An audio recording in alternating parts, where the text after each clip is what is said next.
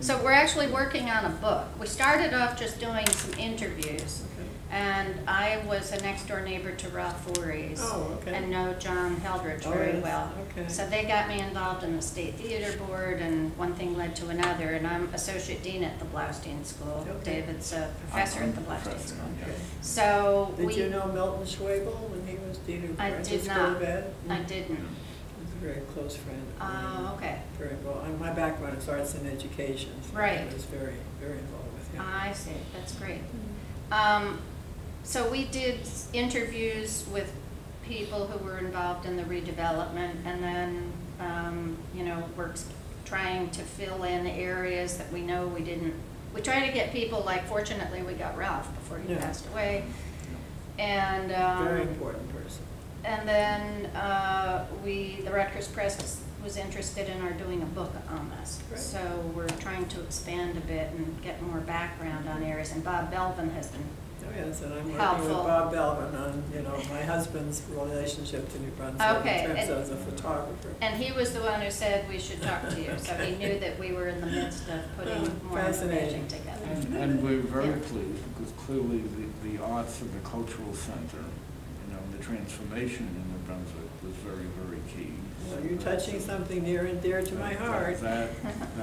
So anyway, we thank you for your time. And this is very, you know, we not only have questions, but I don't think we necessarily have to go down. Right. Even though we use this for some, you know, structure. So maybe if you could start what you were speaking about a moment ago, like how. Okay. Well, I'm from Canada originally, so my background is a little different, because back home the arts were more not talked about as separate. They were just somehow part of life, and so Yeah, that's what right. I came down here expecting, and it wasn't the case. But my husband, who's, I say, born and raised in New Brunswick, his family had a business where the hotel is down where Church Street used to exist. What type of business? I think it was yard. I keep saying yard goods, but that's fabric. It was like a Like hardware? no. Home goods, Oh, yes. clothing, that kind of thing. Okay. And his uncle owned a pharmacy up on Route 27. Oh, okay. So anyhow, Yes. Harry, my husband, Yes. was very involved way back in theater. He was with the Habima Guild. I don't know if you've heard of the Habima Yes. Guild, which Yes. emanated from Rutgers, from Yes. Douglas. I forget the Yes. lady's name who was so well known. And they did performances at the State Theater in those days. So this is roughly when? Well, this would have been before the war, Okay. so I'm guessing considerably before the war, but I don't know exactly Right, when. It's okay. before I knew him. I met Right, my husband right, after the okay, war, so okay. but I only know things that he told me. And he had a studio in New Brunswick as he was a photographer, right? And so, and then when he came out of the war, he got involved with the group theater, and he worked with, you know, Bernie Schwartz, who was, what's his name, Shirley Curtis, and a few people, and then he Who studied. went to high school with my mother-in-law. See, it's a small world. And then he studied directing with Jose Quintero. So he had this theater, and it sort of, Theater you know, and which what? was a little out of my realm, but something Yes. I was learning as a Yes. person interested in the Yes. arts and had children who wanted them to be involved in the arts. And then in the 60s, late 60s, we started a summer arts program in Griggstown that was for arts. It was working with professional artists as faculty for kids, young kids. So I got my feet wet in that. And this was a private venture, a public Private, venture? private, yeah. Running Yeah. a summer camp? Right, a summer arts programs, camp. summer Okay. school, it's called CAPA, Okay. Creative and Performing Okay. Arts. So, and the more I got into that, the more involved I got. I was also, I'm giving you this background, Yes. but it's just how I Fine. came to be. But that's key. Yeah, it's good. That's key. Because of my interest in what I've told you, Yeah. I was invited to meet with Arthur Lithgow, John Lithgow's father at McCarter Theater, because they had a newly created Arts Council. That was the first time the Arts Council and the state... This was an arts council in... State Arts Council. State Arts The first, Council, yeah. okay. Byron Kelly was the Okay. first director. Okay. The State Museum, Mhm. State Department of Ed, Mhm. State PTA, Mhm.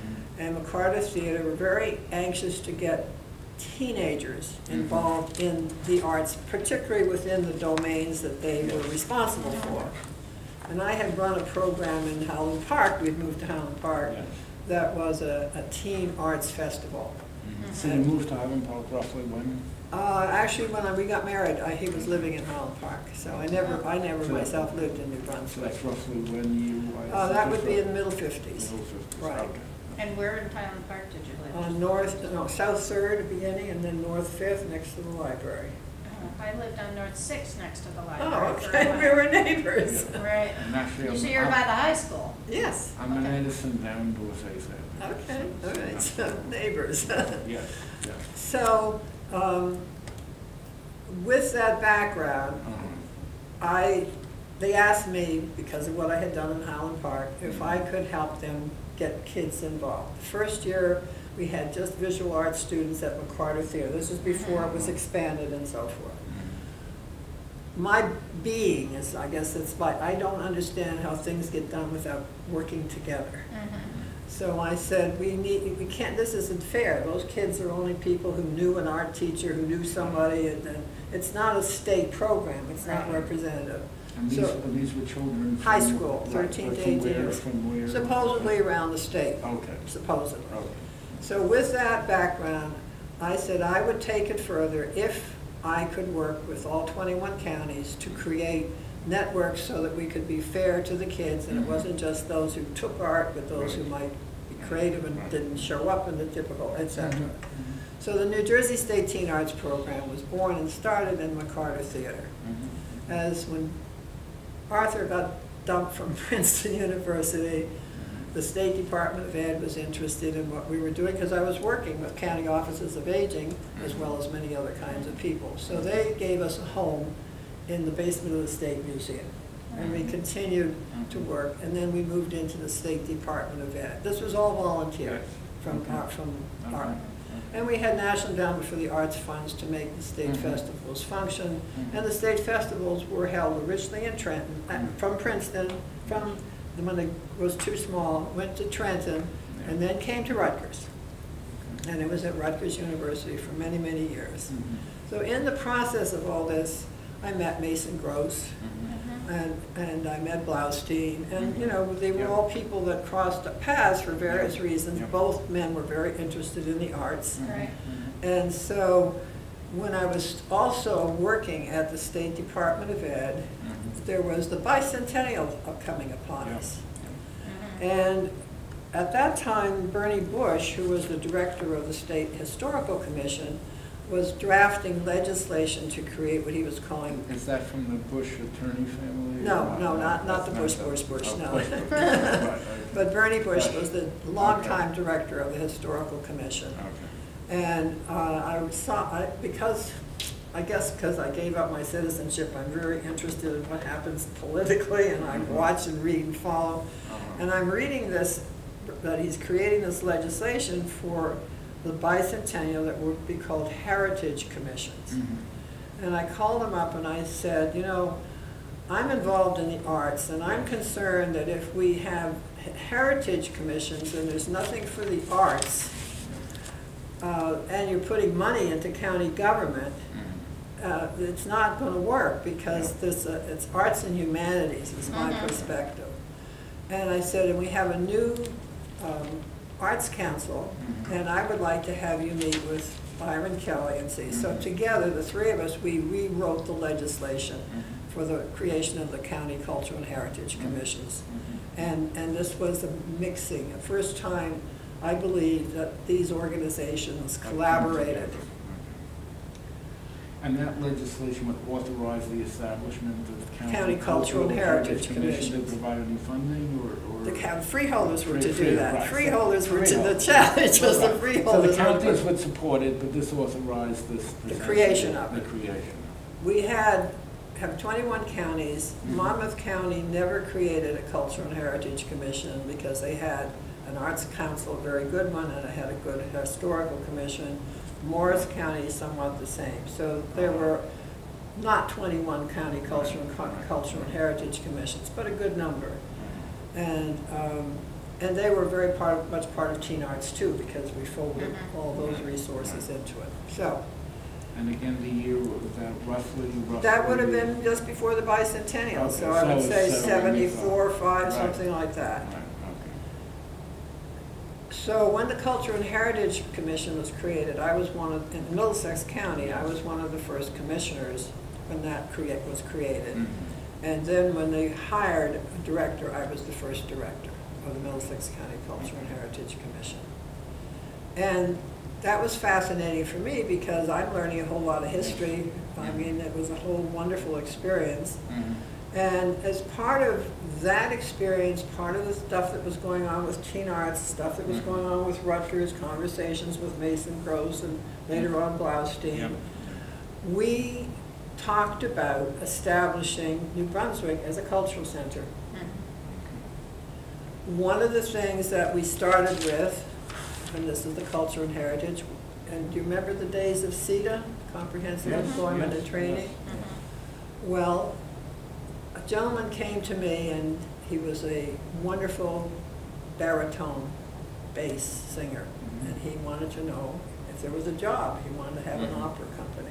I didn't even like opera at that time.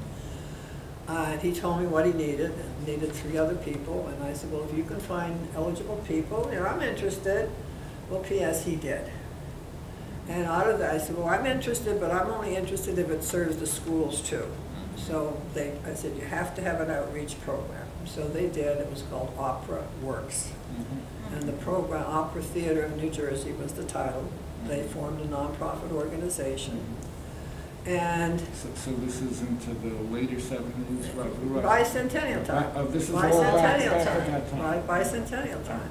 So here's a county government who created a theater, opera company, and as part of the bicentennial, they had, I forget, forward thinking or future or something, I forget, there were 3 kind of, so we submitted for our to the feds, to the National Department, National Council, whatever, Humanities, whoever did it, that New Brunswick would be a state cultural center.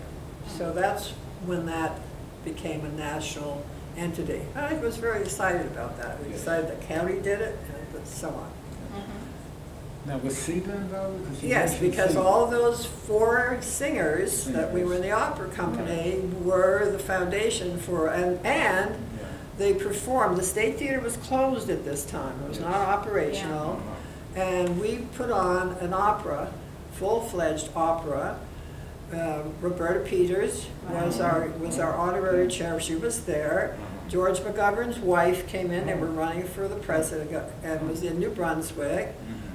George Siegel created the invitations. Wow. We had a pre-supper over across at the Elks Club, and that was an opera in. And this took place in the State Theater. In the State Theater. Was that when it was a porn theater? It was, well, it had been closed. It was no longer a porn, but it was a porn theater before we did this.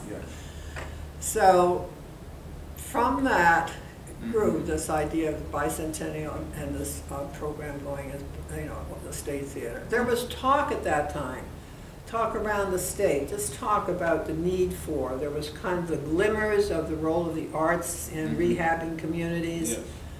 And I'm not sure the timing of this, it was somewhere around this time.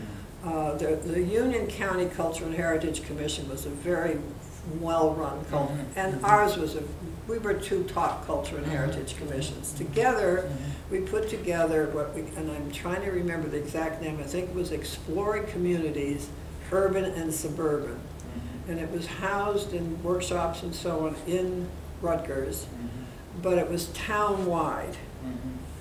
And to this day, John Heldridge thinks that I personally started an organization that fought J&J's.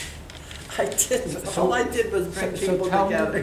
This entity, the Exploring Communities, what was it doing? It was, I brought in some national speakers who were talking and promoting the idea of the role of the arts and rejuvenating. What you mentioned before, the arts to revitalize. To revitalize cities. Cities, okay. And one of those people, and I'm sorry, I cannot remember his name. Don't get old, you don't remember everything. Sounds like you're remembering a lot. That's right. Well, this gentleman was paid for, hired to create a proposal to create New Brunswick's Cultural Center. Yeah, I have a copy of that report. Okay, whoever wrote that Yes. report, Was the person who. and we gave that report to New Brunswick Tomorrow. Okay. They did not hire this well-known national person, experienced, to do it, but they submitted that proposal to the Dodge Foundation, who did fund the person who did the research. Okay. Okay. Now, at that time, I think George Street Playhouse was still on George Street Yeah. in the old Acme Market. I knew Right. it when it was above the laundromat on Easton Avenue. Easton, when it was Brecht West. Brecht West, and we did a conference there also with through the Cultural and Heritage. It was called the Arts Come of Age, and U.B. Blake was our keynote speaker to that day, and I worked on that with she was the dean of gerontology, I think, at Rutgers, Audrey Faulkner. Oh, yeah. And she's back in the area. I don't know if you're interested. Oh, She moved really? away. She's Huh. moved back here with her son. And so that was our first real exploration about the role of the arts and aging, which is not talked about a lot these Right, days. so tell me that the role of arts and older people, or? Yes, the okay. importance of arts and my personal Right. feelings, the arts have to be central to everybody's Yes, life. yes. The arts and education is Right. what I worked on, So but so there's a you whole had started spectrum. earlier with younger people, Yes. and then this is going. Right, with right. more Still sen- working with the more sen- younger, right, but- but expanding into more. But recognizing that this was something that wasn't being talked about. I like to do things that aren't being done. I don't want to do things that other people are doing. Yeah. And so this was filling what I saw as a real gap and going to be a bigger gap. So, Actually, not to lose this wonderful flow, yeah, but, you mentioned George Street Theater. yeah. Do you want to talk about some of Oh, your yes. memories of Oh, that? yes. And then Oh, we'll go yes. back to your. George Street Theater, George Street Playhouse was Yeah. really, my husband and I really were thrilled with that. We were pleased with the small, Yes. size, the Yes. intimacy of it, the quality of it, Yes. the vision that Eric had, Uh-huh. and the people that he attracted. It was also the times of CETA, and that's when he met, Ricardo Kahn, Yes, and yes, yes. they were CETA Crossroads, employees. yes, And yes. Crossroads was Right, birthed. Right. And the person who was working with Eric at that time was Maureen Heffernan, who was a wonderful theater person and who'd been part of my life ever since. That's where I met her. And we've done a lot of projects together. And she was kind of that mentor to Ricardo and what's the other fellow that they're... She's the person who was there at the event Oh, this past okay, spring. okay. Maureen? Yes. Oh, yeah, she's phenomenal. She is a phenomenal lady. And so, George Street Playhouse, So Maureen again was. she worked with Eric, She worked with Eric to. and then was part of And the... helped Ricardo Right. get Ricardo Crossroads to going. start. Right, 'cause she- Crossroads. She, not only is she a wonderful director in theater, but she's a fantastic teacher and a mentor. Uh-huh, okay. So I didn't want to lose no, your that's okay. flow. No, no. But that. And that- Okay, so we have this wonderful things going on Right. with George Street. Right. Okay. And so we had also at that time, there was a gal named,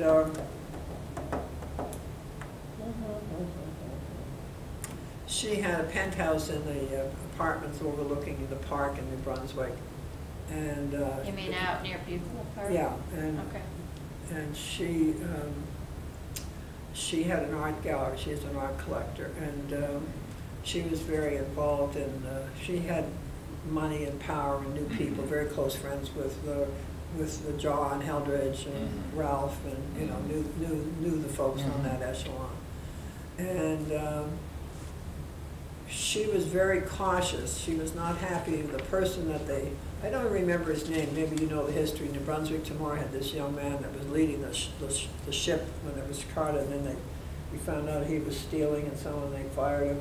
I can't remember his name. I don't know who that is. Not Yeah. aware of that. That was back in the early parts of it. In the early 80s, late 70s? I would guess late 70s, early 80s, yeah. at any rate, things were moving forward, regardless of, Okay. you know, John felt for sure I was a fly in the ointment, but I wasn't. He moved So things. why he moved did things he Why forward. did he think why that? did he feel that? Because out of that conference, Right. exploring, there was an organization that was created by a group of merchants in in New Brunswick Yes. that were Now, South. now this is the okay, because we had the arts commission, report was commissioned, so tell me. Okay, the arts, first came this conference The conference, okay. on exploring. The arts and revitalizing the city. Right. Right. Okay. Out of that came a group of merchants who were primarily Church Street merchants, but not only. One of them owned the Frog and the Peach, which Okay. became the Frog and the Peach. Okay. David or Cameron. something like Yes, that. right. And they created an organization that was about maintaining historical. Okay. Didn't want Okay. things torn down. They were Okay.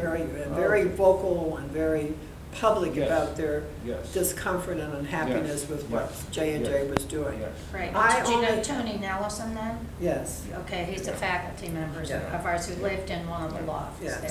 Right. So my experience was I did not know this was happening. I had this conference because I was interested in the role of the arts in, you know, Yes. conserving communities. Right. And that was it. But to this day, John will tell you, I did it. Okay. That you attracted Yes. this group who Okay. became. Not attracted, I started it. I see, okay. Okay. But anyway, so then and it was good because whatever the report came out of, you know, it was different than what the person who wrote the original, it didn't matter, I don't care, something was happening.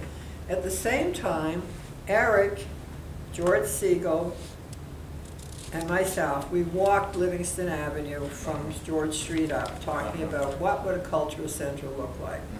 And they had the old Arnold Constable still on the corner there. Right. Yeah. They had the old storage Right. company, Yeah. whatever that was called, and the State Theater. And we talked about, you know, making this, the State Theater was a wonderful architecture, wonderful history, and making this, and then there was an insurance company opposite on the corner opposite what was, and then of course there was the Elks Building, and then up the street is the library. Yes. And the house, whatever it's called, historic house. Yes, right. So we talked about all of that. That's what we had hoped would become the center, The the cultural center of New Brunswick.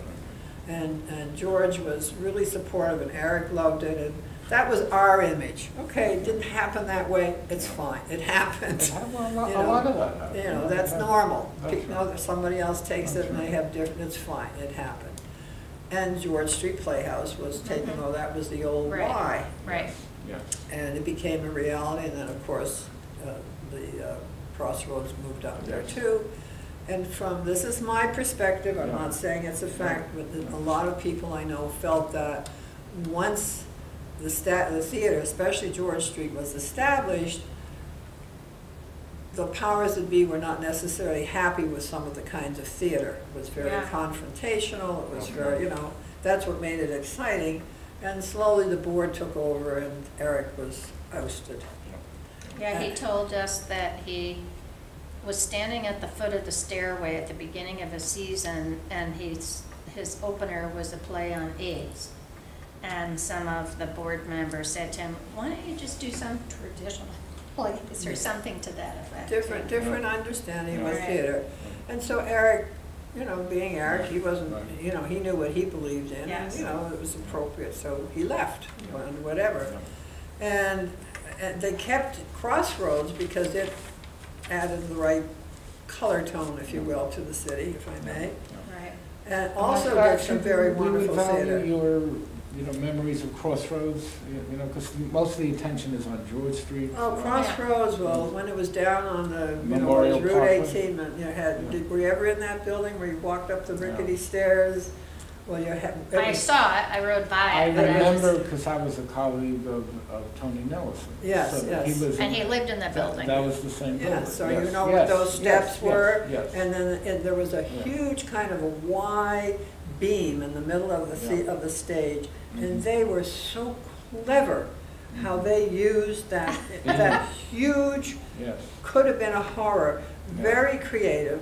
Yes. Harry was the photographer. He did all the original photographs Uh-huh. of the Crossroads Theater. Yes. In fact, that's what I've given to the New Brunswick Library. Okay. And- Which we should make sure we look at. Photos of Yeah, Crossroads. so, and I also, when I was speaking to the current gal at Crossroads, Roz, Yeah. you know Roz, I know she Roz. told me, I told her that, I said, you know, I've tried to give the portraits, the photographs to Marshall, who's one of my kids from when I did a program at Rutgers, and they have no space, they don't own it anymore, so they don't have security. And so Roz told me, and I told her about the Brunswick, she says that Ricardo is doing something with the Smithsonian, and maybe they would be interested in some of these photographs. So she was going to reach out to Ricardo and see if he wanted to take a look. And, you know, I think that's a fabulous, that theater is a wonderful theater. I love The one Crossroads Theater. on Memorial? On I love, yes, I love both, where it is now too. How many did it see? That Oh, it's not that many, I don't remember. below It was small. below 100? No, I think it would be more than 100. Okay. And it was a lot of white folk who took, not a lot of black folk, and that Mhm. was a big issue and Meaning the audience. in the audience, yes. And they have fabulous stars from the world of theater that came there. Now, when you go to the theater, it's very well supported by the black community, Yes. which is wonderful. And living in South Brunswick, and now I'm working with the Arts and Aging, we take groups to both Crossroads and George Street. You know, everybody where I live thinks Princeton's the no.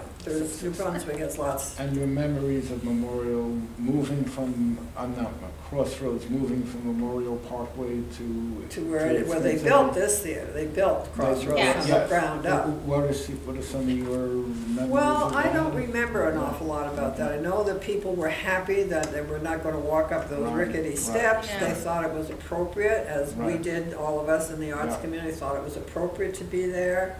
And I think that I don't think they got the same level of financial support. I don't know that from the community or Robert. It was also a much larger theater. That they had Well, support. it's a larger theater, but it's, I don't know any of those ins and outs. And Okay. then when they had the problem with, what was Ricardo's partner, I don't remember his name. Yeah. You know, who got thrown out because of the way, what he did. The fact that it survived, to me, was quite Yeah. miraculous. And I think it's really a commitment of a lot of people Yeah. who wanted to make sure it survived. So what was in that spot, do you recall, where they built the Crossroads Theater? Did they tear something down? Yeah, they did. What the heck was it? So it was between the YMCA and the building that had shops in it that's now stage left? Yeah. I guess we have pictures of it. I do not Yeah. remember that. Okay. I don't think I ever knew, not ever remember. So DevCo would have been involved in that? I believe so. I believe DevCo was involved with both of those theaters, Yeah. with the building and development of those Right. theaters, and also played a But role both for George Street George and Street. and Crossroads. Yes. right. And eventually the redoing of the State Theater? Yes, that came Yeah. later, Right. yeah. So again, Go ahead. I took you a little That's okay. sidebar That's to, okay. so again, if you can just continue your thoughts with. Well- Okay, so now we have a, adaptively reused George Street Theater. Mhm. Okay, Mhm. and of course that came before Crossroads, the new building. What Mhm. are some of your memories of that? Well- And again, we went to Krebs Leaves, so I guess Yes, that's where we were right. last. And actually, there was a lot of anger. I was very Yeah. angry that way Eric had, because he was critical. Yeah. He was the voice to everybody Sure. when this, he was the key player, in my opinion, in bridging information, the bridges between DevCo, New Brunswick Tomorrow, and the cultural folks. He was there in town, he was in the trenches. And a lot of us felt that Eric had been very badly treated and not recognizing what his contribution had been to this rejuvenation of the city. And this was by the board of the George Street? or- Well, we presume that, Yeah.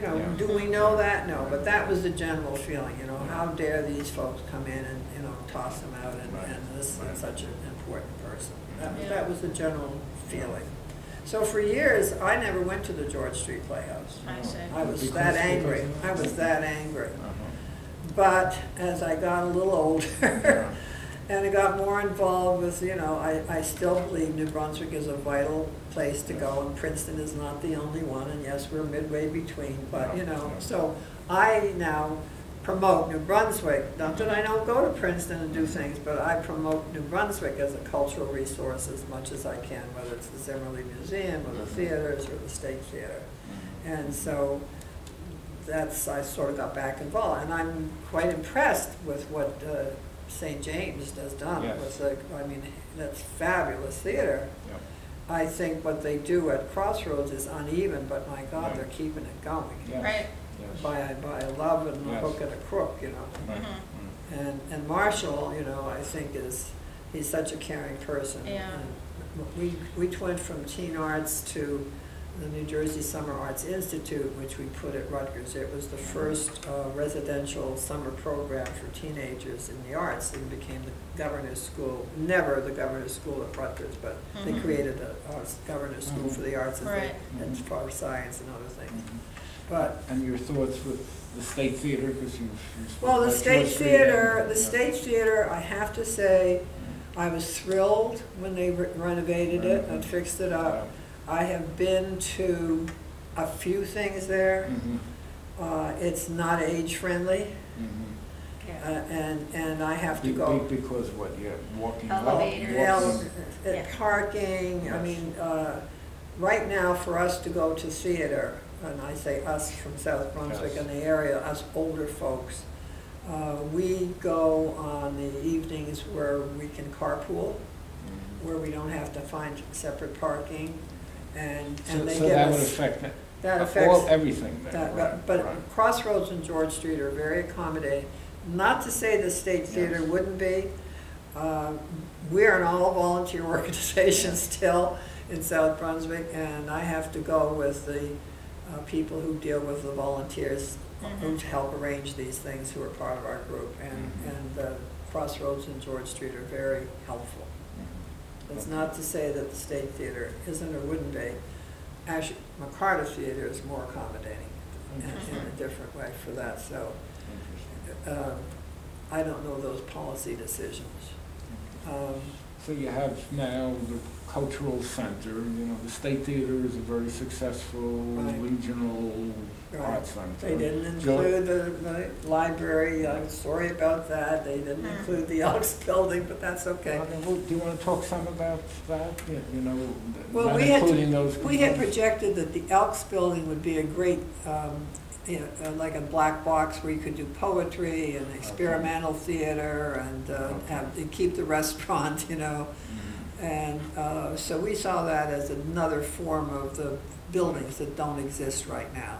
Of course, when... But do you think that would have been viable? Sure, I do. I certainly do. There was at that very time when we were doing this, we had the Culture and Heritage. We had worked on what the heck do we call it? We had a whole group of Princeton people who had come to be part of this planning that we were doing for the Cultural Center idea. We had the Princeton Ballet, which is there now. Right. That came because that's from then. There was the New Jersey Designer Craftsman, which is now gone out of business. Both theaters were involved, and there were a group of writers. There were people who were interested. They were like people first kind of thinkers rather than organization first. So you're saying that the Elks building could have been part of the... Okay. No, I guess to the credit of the county, they kept their offices there. Yes. Right. And we had talked about them giving up, or at least giving up part of it. And they said they would talk about it, but, you know, never went anywhere. Never happened. And the library is, of course, there, but... Well, I just think that the library and the things that a library represents are part of a cultural center. I mean, to me, it was a no-brainer. But so do you and it's so convenient. Do you think it should have been more part of? Yes, I do. If I had had my wishes and we could have had them fried, I would have. You know, the fishes. If we had fishes, we could fry them, and they would have happened. But it didn't. You know, and it wasn't even part of the report. that, that did not, never, Do you know why? No. Neither the library nor the Oaks building? Mhm. Okay. To my knowledge, it was never included. Incidentally, there's, approval was just given to a developer to build a 22-story apartment house right behind the Elks Club. I know. And of course, the old hotel, they tore down that wonderful old hotel. What happened to those murals? Where did they go? I mean, I think the feeling that made such a confrontational thing with J&J and the people was, where's the appreciation for the historical? Where's the appreciation for what was and is? Where is it? Just don't tear it down and throw it away. Yeah, which is why I guess Kenneth Wheeler told us about the building that now has the Old Bay restaurant in it. Was one of the few on that corner and around That's the corner still there. that got saved. And The that rest- was part of when we did in New Jersey, the Culture and Heritage did a historic site survey, and I think that's why it was I see. preserved. But actually, that had been in the crosshairs to be demolished. Yes, Yeah. right. Oh, yes, So yes. I mean, The old it's all- Pottery All International. of those buildings. Oh, yes, were- oh, were- yes, oh, yes. So I guess maybe if we can transition to looking back, like things, I mean, I don't know if you want to speak more about this theme of where the existing fabric was not, celebrated. Well, and I mean, maintained. these are the things I remember, Yeah. and I'm sure it's colored by my husband's background, because there were a lot of long-time family businesses in New Okay. Brunswick, long-time family businesses. And they were not happy, they were not part of the dialogue, as far as I understand, when these decisions were being made. And they were pushed out, bought out, I don't know how. Yes. And you know what's in New Brunswick now. Family Yes. businesses would have been wonderful for Yeah. what's going on now to what's there now. Right. Let's face it. Right, It was not a smart move, yeah. my opinion. Mhm. That's my opinion. So, Okay, so I- keeping more of not only some of the historic buildings, but the people. yes, so the Yeah, people and the yeah. businesses Yeah. who've been there for years. I mean, Okay. my husband's family store was down, as I say, Uh-huh. when they wanted it for the hotel. And they pushed, Uh-huh. and then finally, my husband and his brother just gave in. Yeah. And, Well, you know, also- So it was where the Hyatt is now? Yes, yes, Okay. Lower Church Street, yeah.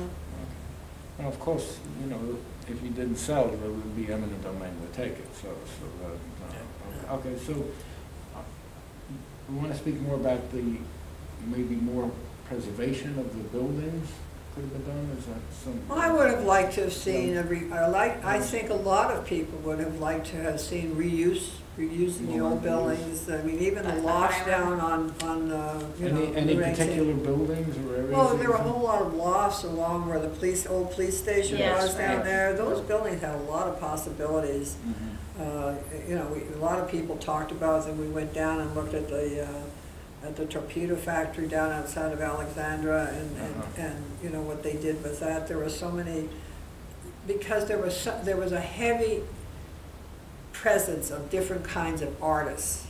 Yeah. We were a large group of different kinds of arts Living in the people. living in the. No, not down- necessarily, just loved New Brunswick and thought and Okay. saw what it could be from all those experiences that they brought to the table, beyond what I knew certainly. People who were far more nationally and had a bigger picture than some of us. So, and they were excited, just as, think about George Siegel being excited about it, and he was. Mhm. And of course, there were other artists at Rutgers Mhm. that were, not just people who were coming and going. Right. Actually, speaking of Rutgers, and again, I'd like to get back to this theme of sort of looking, with 20/20 hindsight Right. things. You mentioned in part where Rutgers was involved with Blaustein and George Mason. Any further thoughts on where Rutgers was in the scheme relating to the arts? Well, I think Rutgers has been a leader. I think with Mason Gross, the establishment of Mason Gross School of the Arts and the kinds of folks that they have, I think it has, I believe it really has its place in the national vision of a quality arts school. I would happy to have recommended for anybody. And And I worked with a lot of the faculty there. I mean, it's, I still work with faculty there wherever I can. And so I think the fact that Mason Gross was that kind of person, I think that Blaustein was that kind of a person, and I think, you know, let's give a due to Ben Bender, who took on that first real role. By the way, I just saw Rita just a week ago. I hadn't seen her in years. She hasn't changed a bit. Is that right? Is she still living in Highland Park? No, she's living in Bloomfield. Oh. Yeah, so I asked her the same question. But you know, there was a continuity of support for the arts, a vision, if you will, from Rutgers, you know, from these three key players. I think you know, Bender he took that Mason Gross and, you know, started it. I mean, he put it on the map. Right. And I remember Pat Turner, who was in the dance department at that time. I'd worked with her for years with Teen Arts, and we were having dinner. I don't even know what the occasion was, at Blaustein's place and home, and she was not going to be given tenure, and the whole lot of us were very angry.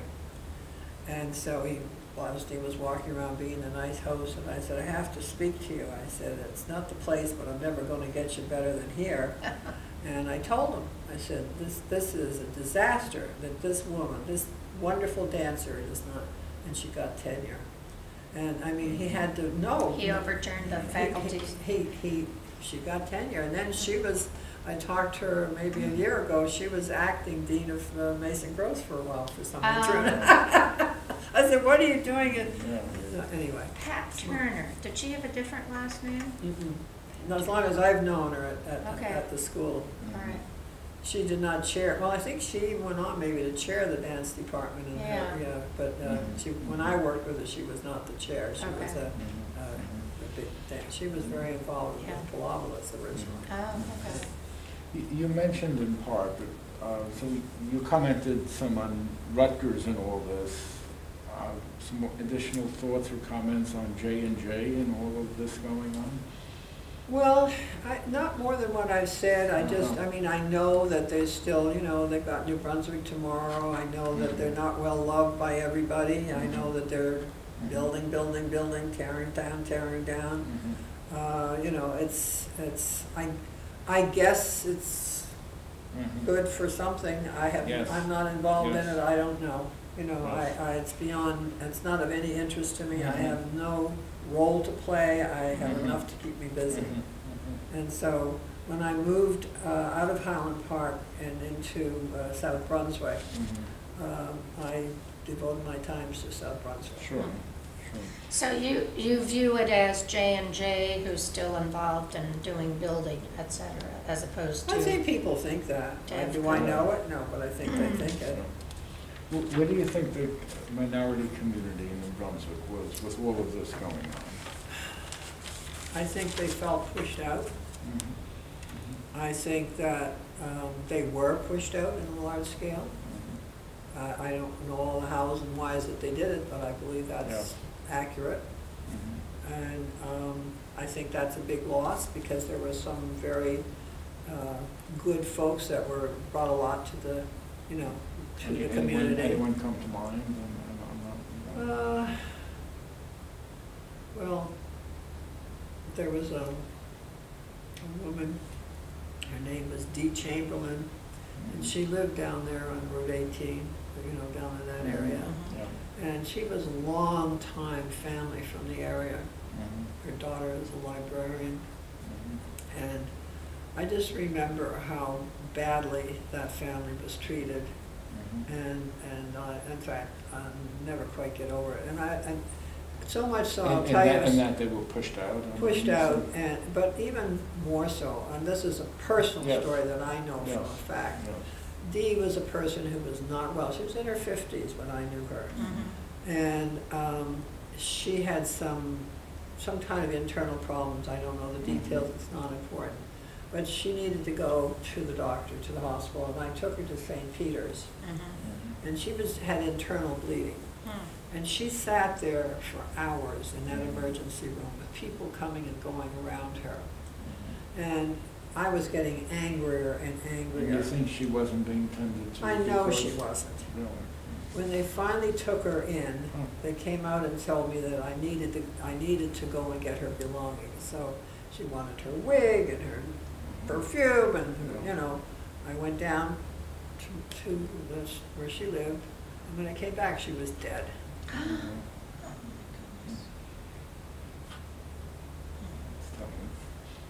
I still can't get over it. I heard stories, that's one I experienced.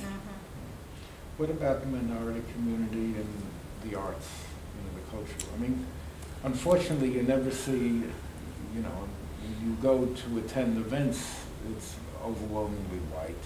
Except Crossroads. Except Crossroads. Except Crossroads, that is absolutely so. Yeah. That's absolutely so. And I don't think the population lives in New Brunswick.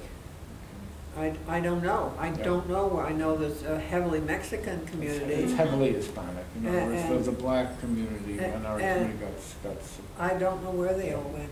I don't know. I don't know. My personal feeling is I think diversity, that's why I like South Brunswick. I love diversity. Do you think there could have been more outreach from I would say absolutely. Going? Absolutely. I think that the Crossroads Crossroads was the effort. What was going on in the arts to the minority?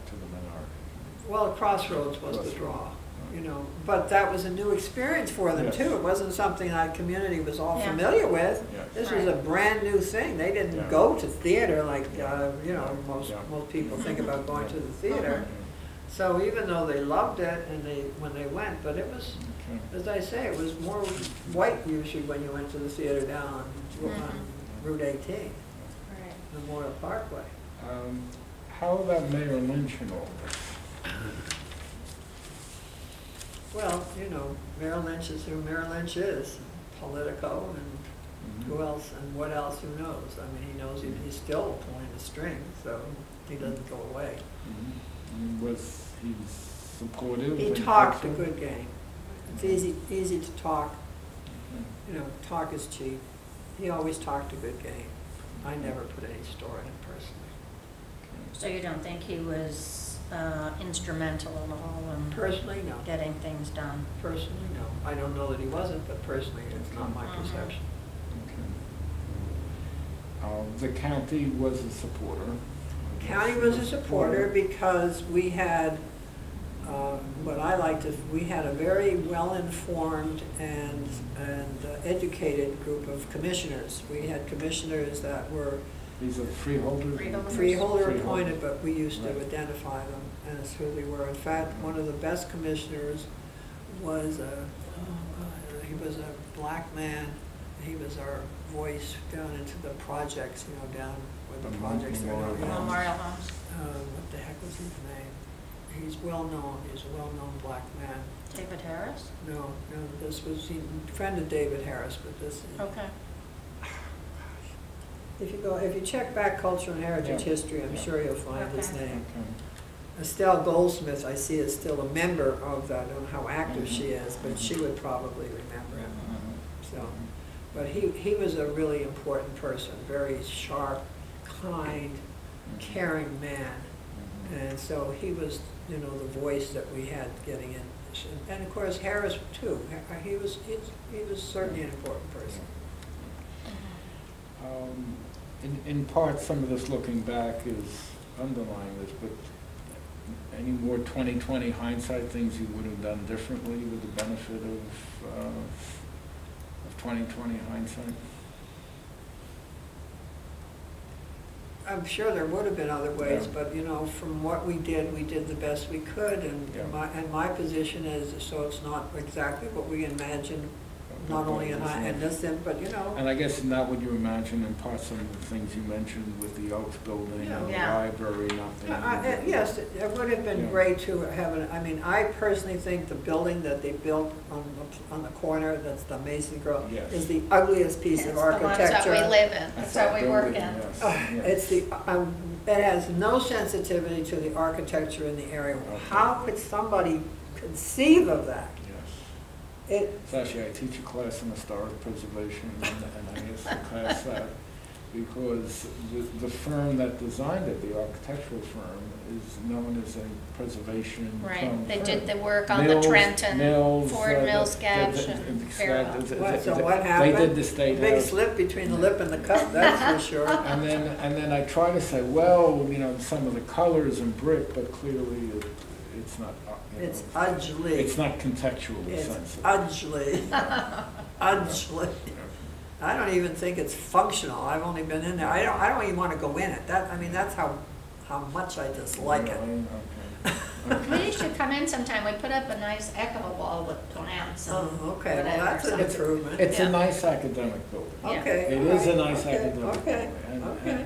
And it's a creative building in that, you know, there's Mason Gross and actually bringing Blaustein Okay, with planning. Okay, that's good, that's Yeah. good. Put together.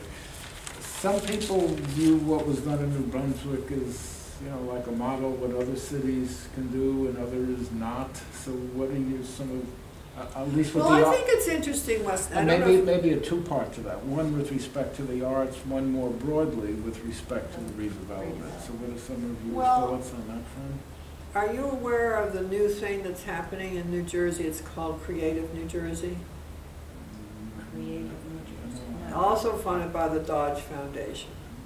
Okay, this is not Leo Vasquez. Well, he's part of it, well, Okay. no, but it's not his Right. organization, but Okay. he's part of this. Okay, But it's, I may have gotten an email to attend something. well, they had a meeting down in Monroe Township about a month ago. Yeah, so maybe if you spell that. So that's kind of interesting on two parts because, and I'll back up Yes. again, there's also an organization called the New Jersey Foundation for Aging, Yes. just had their annual conference, and I was one of the speakers. The woman who created the city community without walls in Princeton, and a newly hired person from Montclair. We were three people talking about the different ways of aging in place. And then coupled with this creative aging, creative New Jersey, I see again this movement, not only in New Jersey, but I'm sure you know, nationally, National Endowment Yeah. for the Arts is, you know, there's so many organizations that are into this. So I think that there's a renewed interest and recognition, probably out of necessity as well as interest, Yes. that the arts have a major role to play in keeping an act, you know, a pulsating, livable community. That's the way I feel about it anyhow. And so, so this Creative New Jersey, I was very interested in because they are working with like and unlike organizations and have recognized that you don't do this in a vacuum. And so they're working across the economic development, transportation, and the arts are a critical place. And so each, like Monmouth County, there's a freehold, I don't know whether the man who presented is a freeholder or he works with the freeholders, but they're creating a Monmouth something, it's a corridor Yes. reflecting creative New Jersey. It talks about food, it talks about historical, it's got all these. It's a very holistic. Exactly. aspect. It Okay. encompasses anything that gives you a quality of life. Okay. So you're saying what, that's what New Brunswick did was not, I'm just trying to relate it back to. I think what that New this is Brunswick- something that could enhance what New Brunswick Okay. has got if they looked at it. I'm not sure if it's too Okay. far gone to do that. I don't know. In fact, when I left that meeting in Monroe, I said, wait a minute, I'd like to talk to Middlesex County College, I'd like to talk to the powers that be in New Brunswick, I'd like to talk to the powers to be in Trenton, and let's talk about a corridor in Middlesex County and Mercer County, or something in central Jersey, because there's a whole lot of stuff. So it's really expanding both spatially and also conceptually and holistically Exactly. of what's in this package. Right. It's beyond just what's traditionally was viewed as Exactly. the arts. Right, there's a lot of stuff going, you know, wall murals and events outside and all, no limit. If, you know, the arts, there are no Yeah. boxes that you put the arts Right. into, that's unlimited. And I think, again, I can admit to being biased, but they're celebrating, as you know, New Jersey 350. Yes. Okay, it was created by the Historical Commission. Did not involve the arts community. Those logos are so ugly, I can't use them. You know, truly, I mean. I'm sorry, the what's are so The ugly? logos, the thing, the visuals that are created as part of New Jersey through 50, they're ugly. And I said, oh, there was no conversation with the arts community on this. Yeah. Like it was in the bicentennial, Yeah. you know, it was a whole other thing. You work with the arts community, you get lots of beautiful stuff. Okay, so. That's my So fault. this is sort of like almost a next stage of. Yeah, I'm going to observe it. Yeah. I said, I'm not going to do that when I came on. I said, I'm not going to do that. I got enough on my plate. No, you have to do what you can, and Right. you have to build incrementally. Yeah, I yeah. mean, But I will say, I read in the Star Ledger that this project that Leo is part of, the North Jersey 16, you know, does say you can have some comments on it. So I said, oh, I'm going to send my comments because, again, I don't see any emphasis on the aging. I don't see it. I don't hear it. I don't read it. Right. Actually, we have a staff member, Karen Alexander. Oh, I know Karen. Okay, Oh, yeah. she's now working with a group Yeah, that works New with. Jersey Tips. New Jersey Yeah, Tip. yeah, yeah. Right. Because I also deal with transportation. Yes, Who right. knew in my time I'd be dealing with transportation? That was my meeting this morning, transportation. Yes. It's a critical thing. Yeah. It's somewhere, I keep saying, it's like back with arts education. It's such a, why is it such a hard sell? It's so basic. Yeah. Transportation, I can't get over what transport. You mean Get me started on needing that. for the aging people to be able to get around and do things? If you can't drive for whatever Yes. reason, Yes. yeah. you are so isolated. Yeah. And all the things that Especially, happen with especially in a isolation. suburban community, Yeah. which is. It- I did that for my mom. I actually hired somebody to do errands, bring her to the doctor, because she was up in Franklin Lakes, and I was down in Princeton at the time, And so. 70% of caregivers are family. Yeah. And there's a piece of, again, we're watching legislation, there's a piece of legislation that's going to give tax credits to people who are caring for seniors. Right. So I talked to the sponsor, why is it only seniors? We work with a whole group of young, married people working business who have adult children. And it's hard when you have to go Yeah. to work and you haven't got support for your challenged adults, Yes. kids. So I'm pushing on that. I said, yeah, they can create another piece of legislation, but they're gonna have the same pot of money, you know, why can't we just do it together? Mhm. Yeah, So it's- I'm curious as to, just because my husband and I sold our house in Princeton and moved to New Brunswick, we're in the high rise at 1 Spring Street. And it seemed to us ideal because as we age there, we're 2 blocks from the hospital, we can get on the train, we have a lot of mobility, we have great restaurants, we can go to the theater, it's 2 blocks from where I work. But yet, a lot of people, when they retire, go to the suburbs to over 55 age communities, restricted. where it's then difficult to get around if you can't Well, I drive. just had an order, there's another piece of legislation that I've been watching called NORC, Natural Occurring Retirement Communities, I'm sure you're familiar. Piece of legislation written by a Mercer County legislator to put $250,000 at the state level to support and create a NORC or NORCs. Well, it blew my mind. So I called up the editor and I told him what I thought. He said, well, why don't you put it in writing? He said, so 3 months ago I did that. Well, it just got published this week. Everybody, oh, I see your articles. The title is, Senior Ghettos Are Not the Answer. Yeah. And I believe Well, senior ghettos there's are, a lot of, its time has passed. Yeah. I can't tell you how many age-restricted zoned pieces of land are now Yes. trying to undo that. Yeah. where are they going to go, the people that are there, once they can't drive? Yeah. There I are know. some communities that do provide some limited transportation. Right. Where are they going to go? I call it the silver tsunami waiting to happen. Yeah. And then I'd like to say, well, there's the wave that maybe we could ride on and make it better, but I'm not sure. Where did you publish this? It's in US 1, this Oh, past okay. week's US 1. Okay, so I guess with the things you're speaking about, the corridor and, the expanded, taking down silos, or what I Yeah. mean, so this sort of would be like the next stage.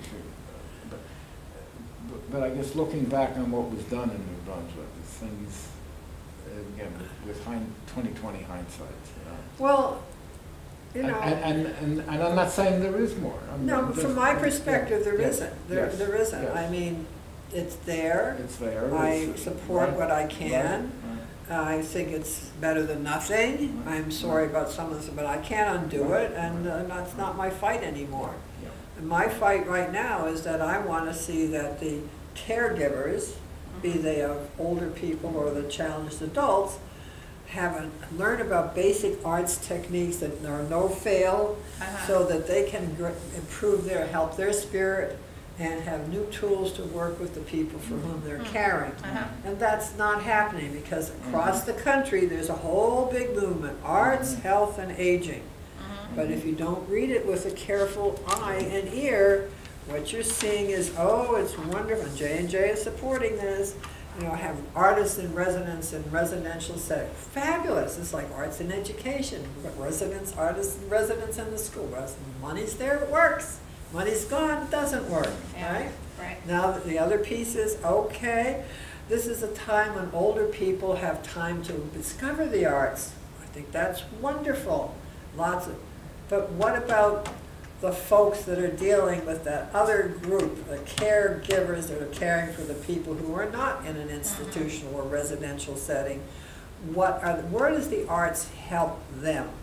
And since that's not being done, that's what we're working on, and that's what I'm busy with. You shared some reflections on various major players in New Brunswick.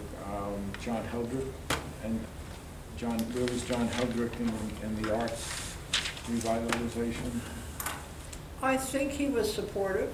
Okay. I think he was supportive. I'm not exactly sure where, and to his ability, his limited ability, to his limited understanding. Okay. John's a wonderful tennis player. I mean, that's what he does wonderfully, you know. But, and I knew John because mutual friends, I ran an eye research center for a mutual friend, and John would come up to upstate New York, you know, and schmooze with the doctor and so forth. I knew him in a different way. But that, I mean, did I know him? I didn't really know him. I didn't. I just believe that he tried his best, given his, it's like he's no different than anybody else. You're making decisions. If you don't involve the people who are what I call the people, the troops in the trenches, you haven't got a full picture. You can't do it sitting up in an ivory tower. There should have been more participation. And that was not of his interest at all. Yes. Now, Tony Marquetta.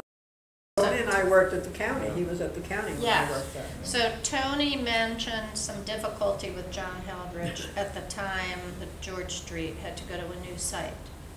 And that John didn't like the idea of the Y or something. I don't, he wanted him to move into an old supermarket someplace else. He wanted, I think, the Davidson supermarket. The Davidson supermarket. Yeah. I only know very little about that.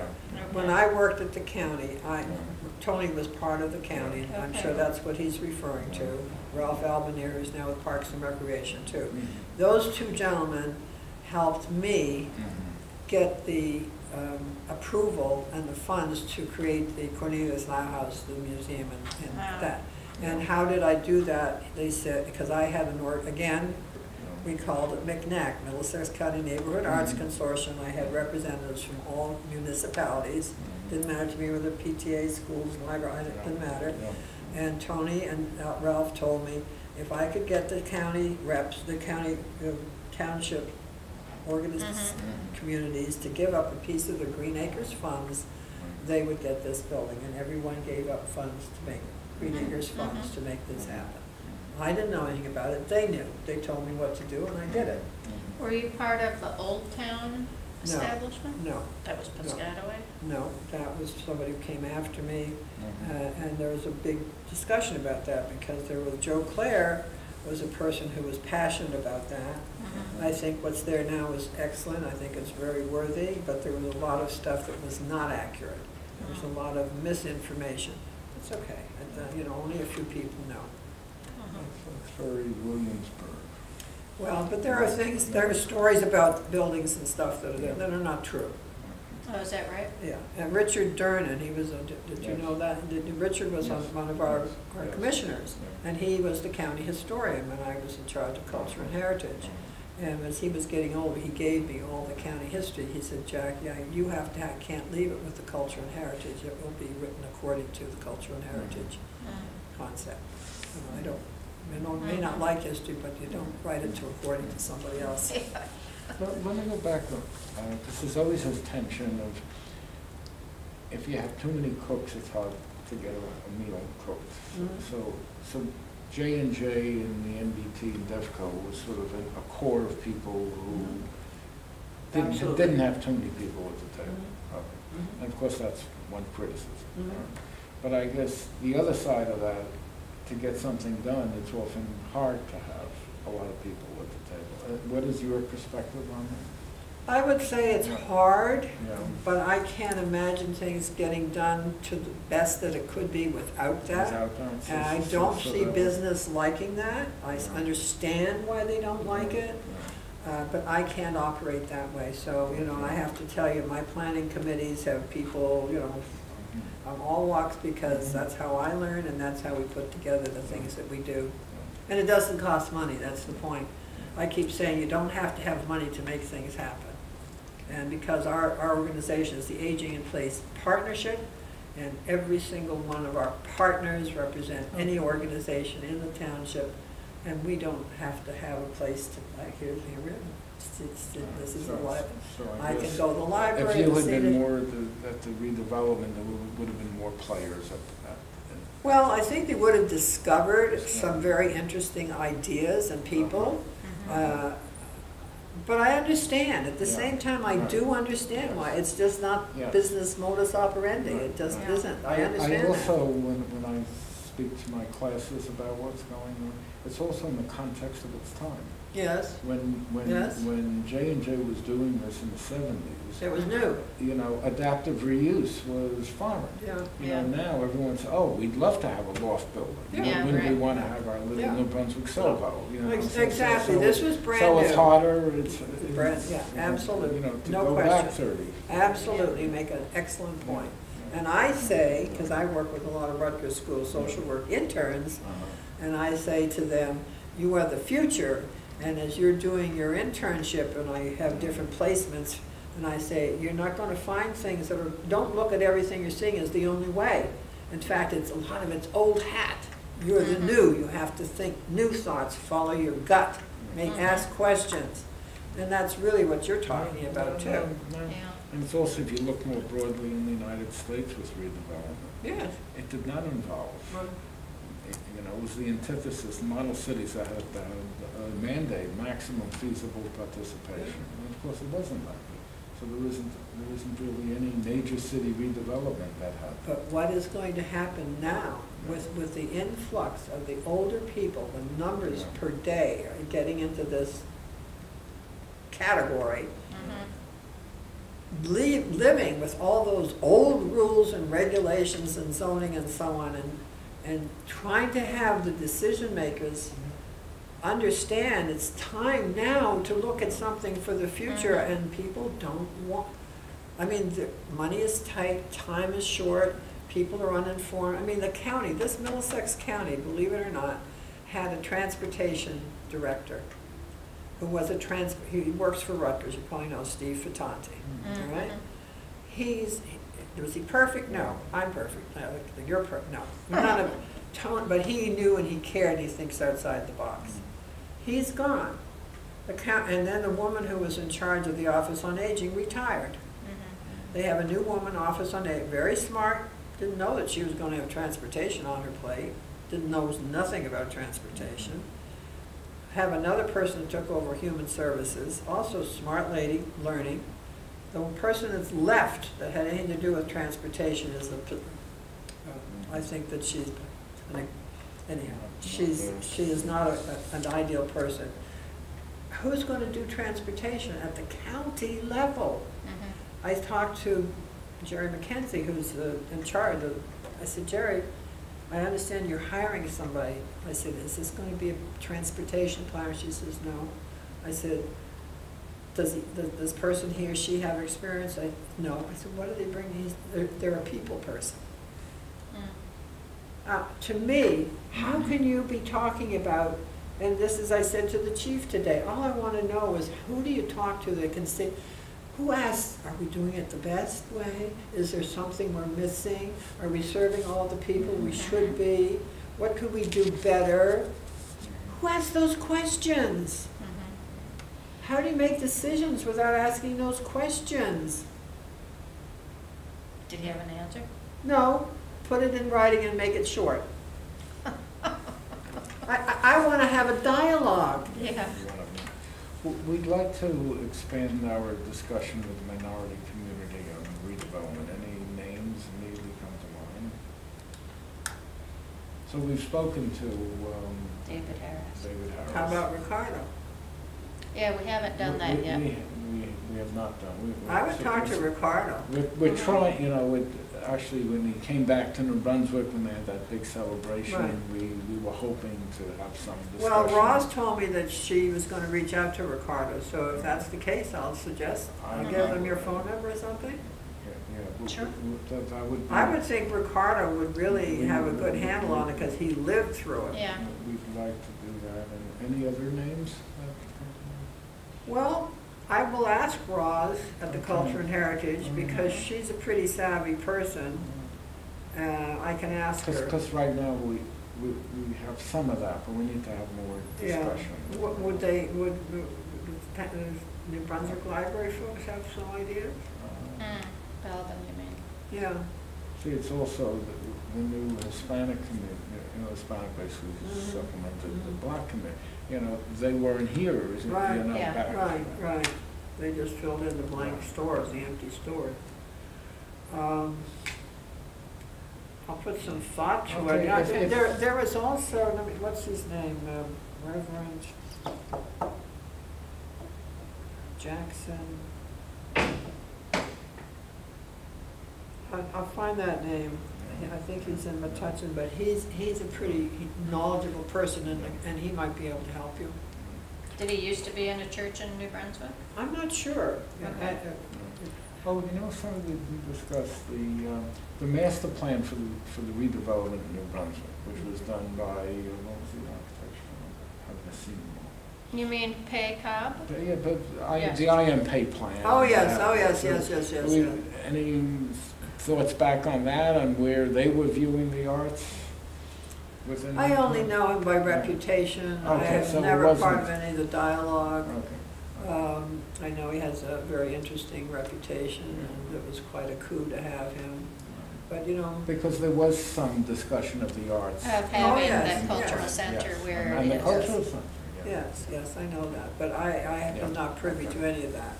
My level of involvement really in New Brunswick, other than talking and planning, was that we did a whole series of community wall murals. And, you know, that was, you know, that level, I'm not talking. you know, this So is- tell me that thought, you know, wall murals is, Well, I think community wall murals Yes. are fabulous because you involve the Yes. community. I Yes. take my message from Philadelphia's experience. Yeah, Yeah. Jane, Well, before Jane, Okay. one of the people I worked with worked at the museum before she, Oh, okay. he and his Yeah. partner did Yeah. the wall murals throughout Philadelphia. In fact, we took down on the, well, maybe you saw it down on Memorial Parkway at one time, there was a big mural that was painted by the township, by kids in the summer program. I don't know if you- but the kids worked with an artist, but the kids design it, the artist, you know, that's the difference in Right. community wall murals. right. When we talked, and this I did talk to John about Heldridge, we talked about doing wall murals further, because we also did Yes. one in the old public service building in Ye- the yes. That was one of our Yes, murals. We yes. also did one up near the bus stop, it was a bakery or something, if I Mhm, remember, up near the train station. Yes. And instead, what they did when hired an artist to paint the dots on the overpass uprights. No, John, that's not a community wall mural, you know. All right, so this was something that did not flower. Well, I mean, we did they were wonderful, but, you know, we tried to get John to think about this as something that could have gone further. Yeah. As I say, how do I know? I learned from the folks in Philadelphia who, we took the kids that did the wall murals here in New Brunswick, about 5 carloads we took to Philadelphia Museum and had a Vasarely exhibit. And the kids didn't want to go out and see that Vasarely. They did. 1 or 2 got out to hear the talk. Then we took a tour of the wall murals in Philadelphia. And the fellow that was leading it, he showed us one mural. He said that this was a white wall that was painted pre-Halloween. And he said, normally, no one ever destroys these wall murals in the communities. It's the community. And he said after the Halloween, they came back and somebody had painted all kinds of stuff over this white wall. He said, but a year later, the same wall, the gang that did that came back and apologized and painted the wall mural that you see. And, and this was a very meaningful story to these kids who were New Brunswick kids. And when we came back, they got out of the car and went in and saw the Vasarely exhibit. I'll never forget that. Actually, I was doing a study on Route 66 in a few communities and trying to attract people. I've gone with the mural theme. They're both Route 66 themed and local history themed. And it's amazing, if you have it, people come. Yeah. And actually, there's an organization, I think it's based in Canada, the Waldorfs. Okay, where basically they will coordinate, some of this effort, and it can be done quickly. So I remember talking to the New Brunswick Business Improvement District. You're gonna sneeze, you're not gonna like it. No, please.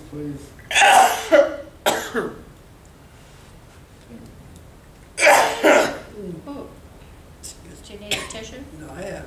Okay.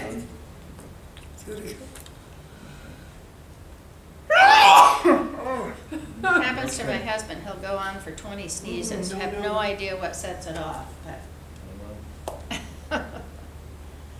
But community wall murals or something. Yeah. Yes, they are. Yes. So actually, I was trying to interest the Business Improvement District, and this is something. Without a lot of money, you can do it. And, right. And it didn't take. And then I thought they started with some community sculpture, but it just seemed so removed from the community. It was like the third signer of the Declaration of Independence. Yeah. Right. So no one in New Brunswick is going to, how are they going to relate to them? Right. Well, I think, again, it's getting the kids. But the kids are the secret. I love working with the kids. Give me the high school kids anytime. And any other, thoughts, comments? Well, I'm just looking, I made some notes here. I think I've covered everything from what you wanted. I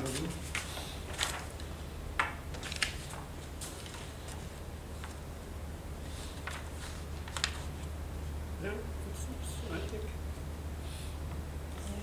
we covered a lot. I know I get all over the block. This was a rich and insightful discussion. Good. Well, it was fun. And I'm really glad you're doing it because I'm also, if I ever get time, I have a book I want to write too. It's called There Are More Than Two C's in Success. And it's about working at the state and county level. But I'm a person that doesn't really travel the same paths that most people do because when I have work, but I'm a big believer in volunteer. It's not about the money, it's about the project. And the people that you work with. The people I work with are in the trenches.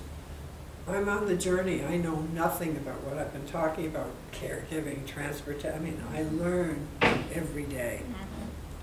And I'm so fortunate because I have people from all over the country who are working with us. Right. And we have no money. We have no budget. We don't. Our budget is under $10,000. But we now have a van that's been donated. We're going to start a curb-to-curb service in South Brunswick. We're working with Mercer and Somerset and Middlesex County to get rid of those invisible boundaries called counties. Because now if you want transportation, can't cross that Yeah, that's boundary right. somehow, can't do that. Right, And what that impact is. yeah. So, I like the learning bit, and it's the people you work with that make it worthwhile.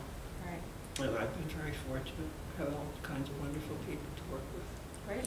Actually, if you'd like, we can share, this is still a work in progress, Oh. but this is some of our write-up on the cultural Oh, center. Terrific.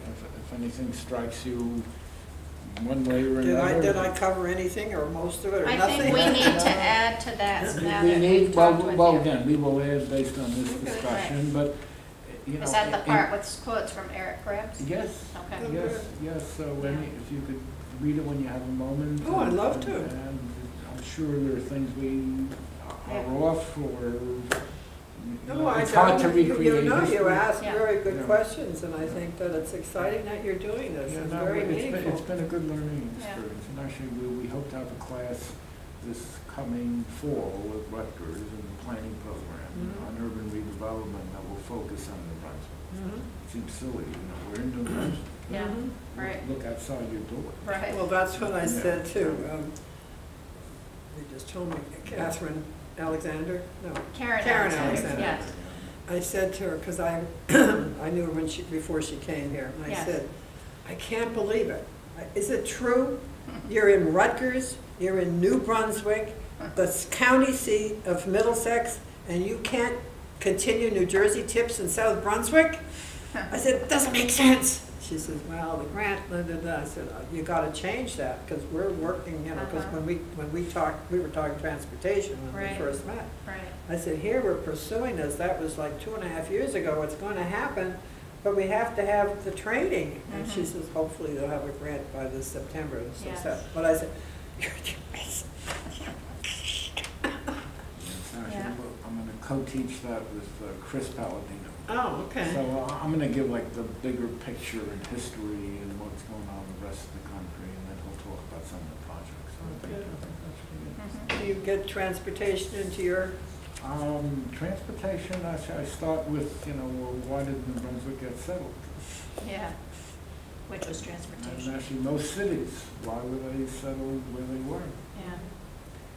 Yeah, I mean, I've learned a lot of the history too, going back to when Vanderbilt started in New Brunswick with a steamship company. And, his How wife important built a the port hotel. was? Yes. Yeah.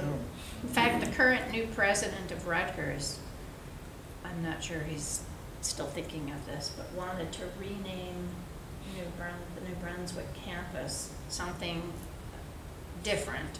So one of the thoughts was Rutgers at Raritan Landing. I don't know if I told you this or not. No. So people from University Relations came to us and to Jim and said, well, what is Raritan Landing? So we went through, some of all of that, but we said, people are gonna think it's a new development somewhere. It does not sound, actually, I call that Alice Pompeii. It is? Yeah, I take the class to the Lau House and to New Jersey Old Town. So, they have no Yeah. sense, they have no sense of Jersey history. No. yeah, But that there was, I think, a 200 or 300-foot warehouse yeah. in Raritan Landing. Yes. And of course, now it's nothing, it was one of the biggest And structures. the entrance to the football stadium is on the site of the Rising Sun Tavern. Yeah, no, Right. it's, well, that's why I was so happy that he's got the Cornelius Lab. Yes, right. yeah. You know, Yes. Right. That was a whole learning thing for me too. The only other thing I need is, because we are gonna do a transcript and then Gotcha. summarize, but Which since you we will see, recorded which- you. Which you yeah, will see. we'll send you the Which you will see. transcript, so if there are any errors or whatever. And inevitably, there are, and I can fill in the date and all that.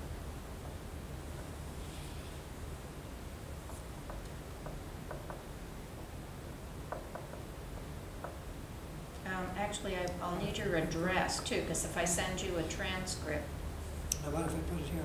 yeah, that's great.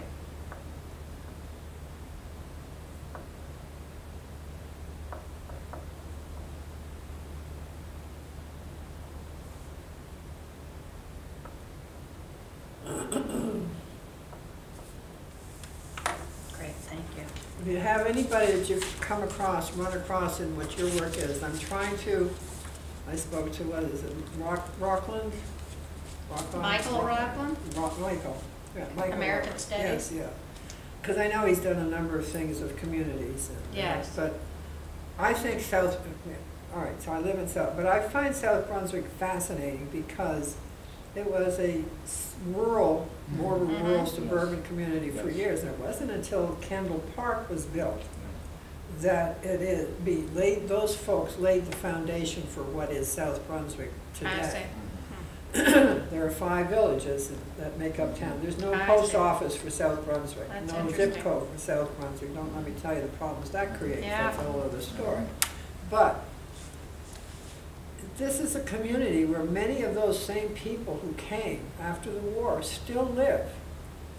Their children and their grandchildren still live in this community. They were the people who made the schools what they are. They made the library what it is. They laid the foundation for the faith communities. And I think it's fascinating what they did. And I would, you know, just like I think Roosevelt's a fascinating community from a different time in history. But I wanted him, because we're, as I say, New Jersey 350, we're celebrating, I wanted to honor the past at our annual October event and recognize our future with real people who are doing the things that make it so special now. And he said, well, he didn't have time to do the research on that, he's never done it. I said, okay, I can understand that. So what we're doing, I'm working with the township historian. There's a lot of stuff in the archives at the library here. And I'm not sure where it's going to go, but I like to involve the kids in these projects. So I may end up having a group of kids make a video of the materials that are here in the library with these, you know, there's probably 100 people still living here from those eras, including veterans. I think it would be very important to have something like that. Absolutely. And I mean, sure, there's other communities that did the same thing, built housing for vets. But I'm not sure that those communities have reflected as like South Brunswick is. We have 64 different languages and dialects spoken in town, in It's the also, you township know, here. it's how heavily Asian, you know, it's just, it's a very interesting. But you could do oral histories with them like we're doing. Well, we have, one of the things that we do, it's interesting you say, I have a project that's been going on with the high school kids since 2009. It's called Living Legacies.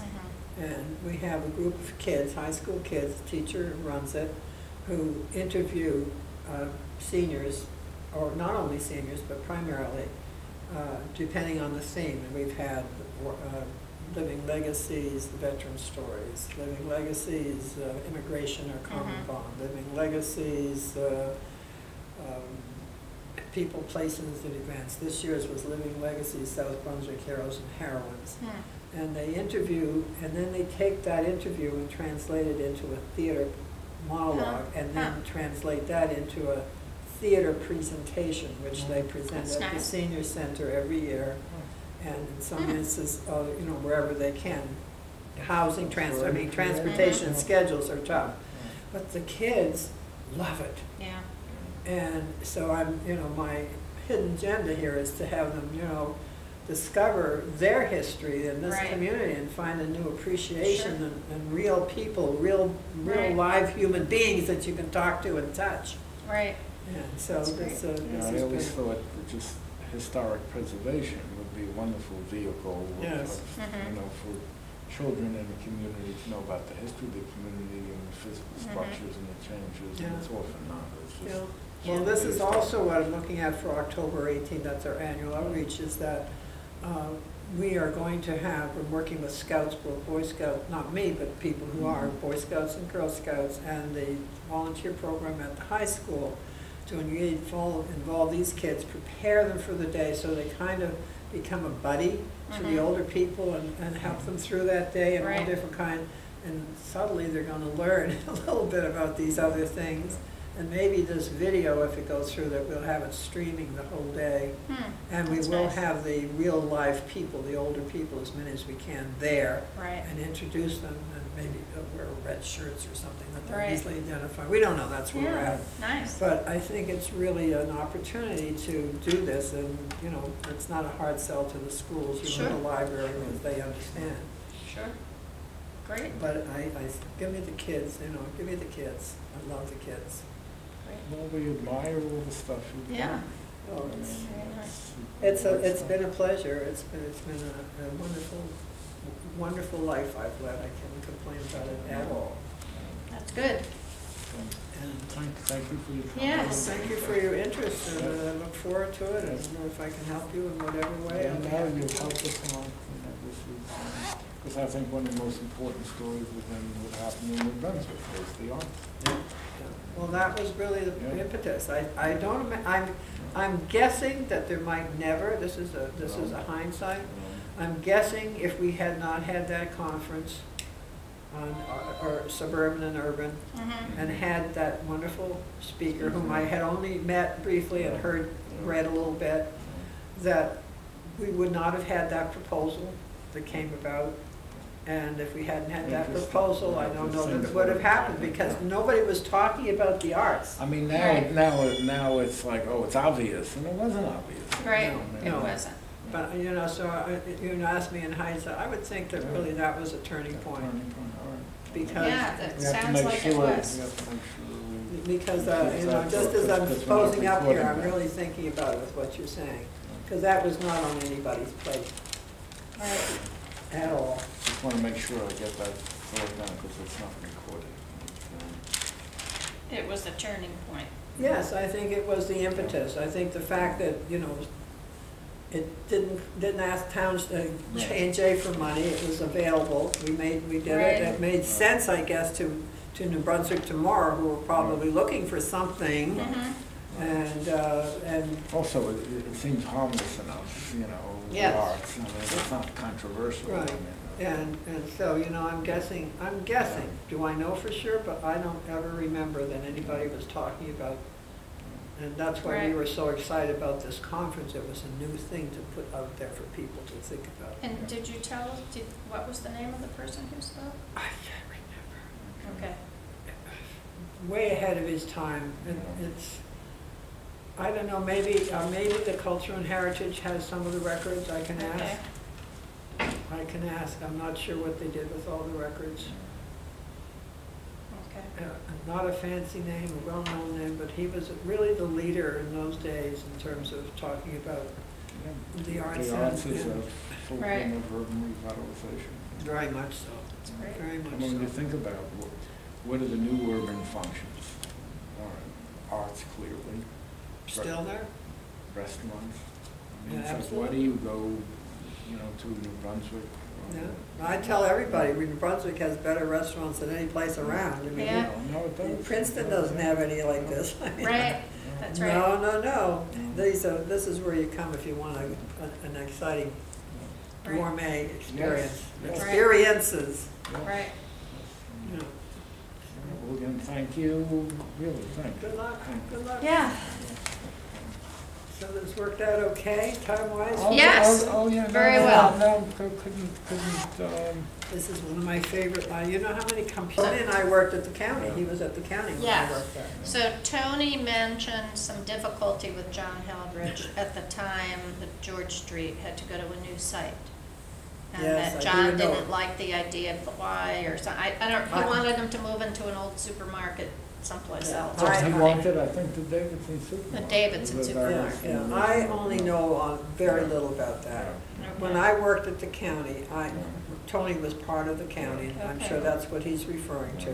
Ralph Albanier is now with Parks and Recreation too. Mhm. Those two gentlemen helped me get the approval and the funds to create the Cornelius Lau House, the museum and Wow. that. And how did I do that? They said, because I had again, we called it McNack, Middlesex County Neighborhood Arts Consortium. I had representatives from all municipalities. Didn't matter to me whether PTA, schools, library, it didn't matter.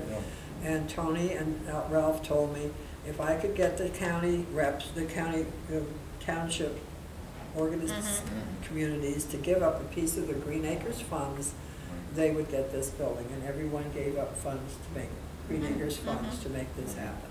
I didn't know anything about it, they knew. They told me what to do, and I did it.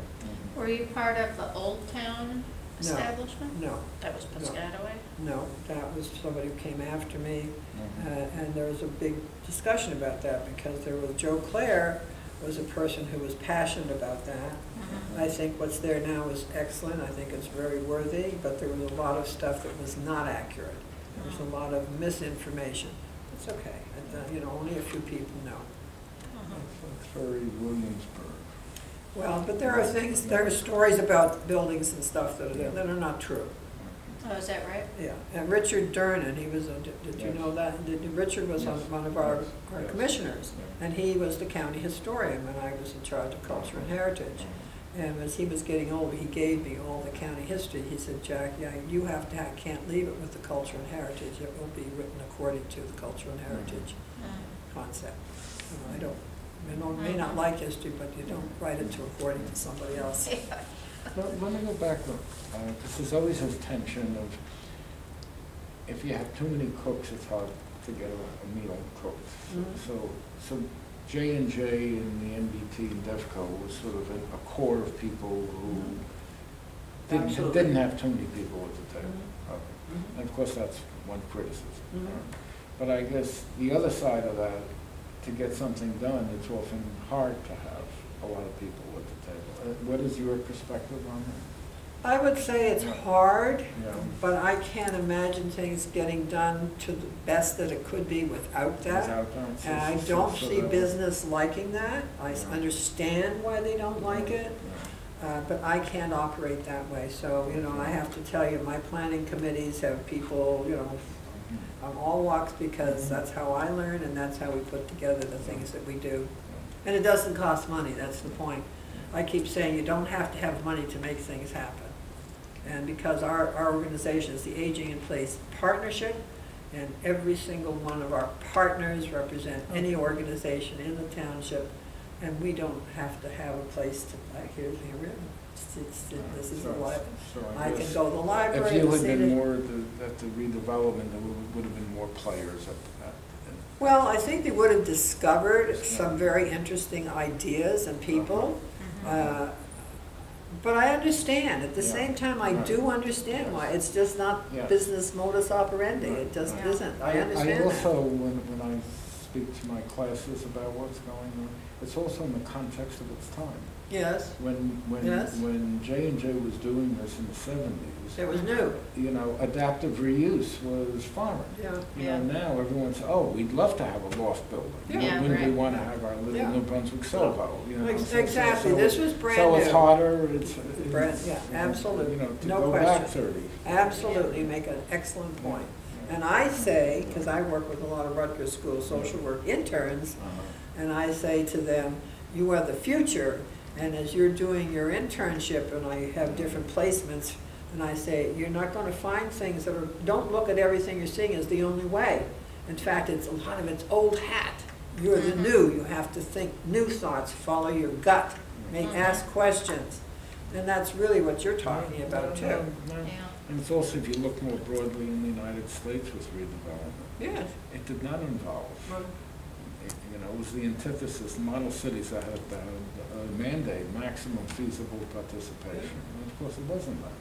So there isn't really any major city redevelopment that happened. But what is going to happen now with the influx of the older people, the numbers per day are getting into this category, living with all those old rules and regulations and zoning and so on, and trying to have the decision makers understand it's time now to look at something for the future, and people don't want, I mean, the money is tight, time is short, people are uninformed. I mean, the county, this Middlesex County, believe it or not, had a transportation director who was he works for Rutgers, you probably know Steve Fattanti, all right? Was he perfect? No. I'm perfect. You're perfect. No. None of but he knew and he cared, he thinks outside the box. He's gone. And then the woman who was in charge of the Office on Aging retired. They have a new woman, Office on Aging, very smart, didn't know that she was going to have transportation on her plate, didn't know nothing about transportation. Have another person who took over Human Services, also a smart lady, learning.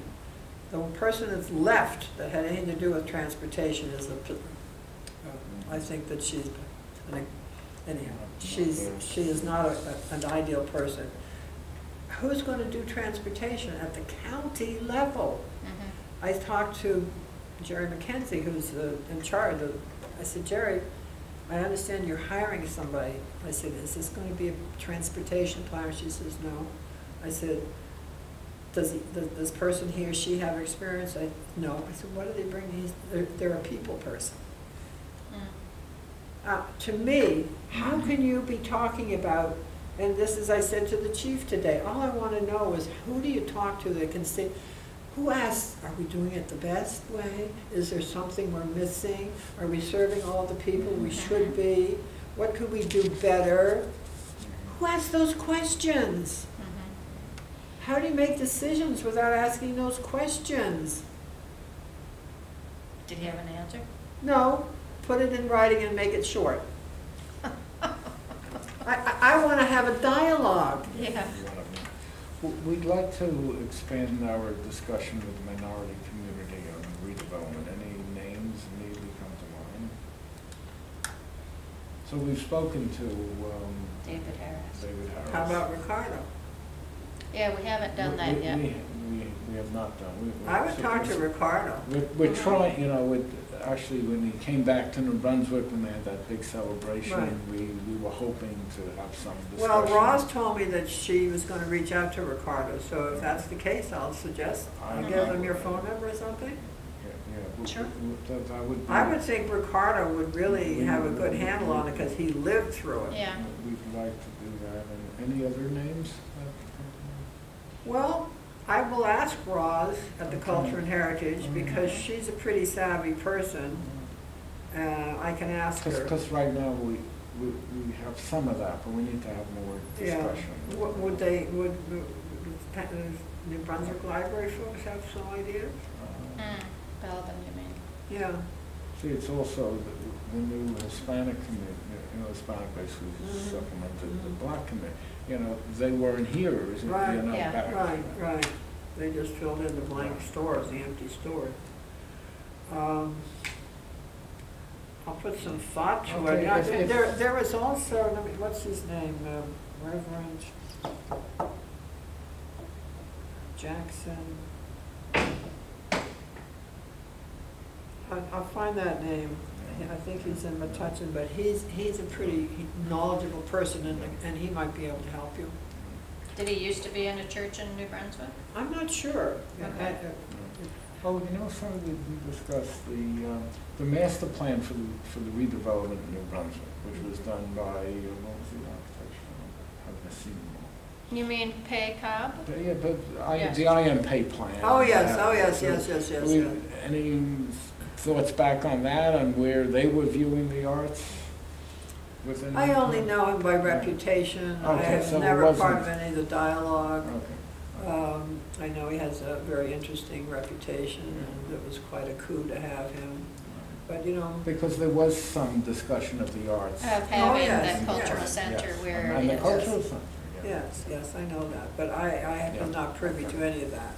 My level of involvement really in New Brunswick, other than talking and planning, was that we did a whole series of community wall murals. And, that was that level. I'm not talking. So tell me that thought, wall murals is... Well, I think community wall murals Yes. are fabulous because you involve Yes. the community. Yes. I take my message from Philadelphia's experience. Yeah, Yes. Jane. Yes. Well, before Jane, Okay. one of the people I worked with worked at the museum before she, Oh, okay. and he and his Yeah. partner did the wall murals throughout Philadelphia. In fact, we took down on the, well, maybe you saw it, down on Memorial Parkway at one time, there was a big mural that was painted by the township, by kids in the summer program. I don't know if you, but the kids worked with an artist, but the kids design it, the artist, Uh-huh. you know, that's the difference in Right. community wall murals. Right. When we talked, and this I did talk to John about Heldridge, we Mhm. talked about doing wall murals further, because we also did Yes. one in the old public service building. That was Yes. That was one of our Yes. murals. We Yes. Also did one up near the bus stop, it was a bakery or something, if I Mhm. remember, up near the Mhm. the train station.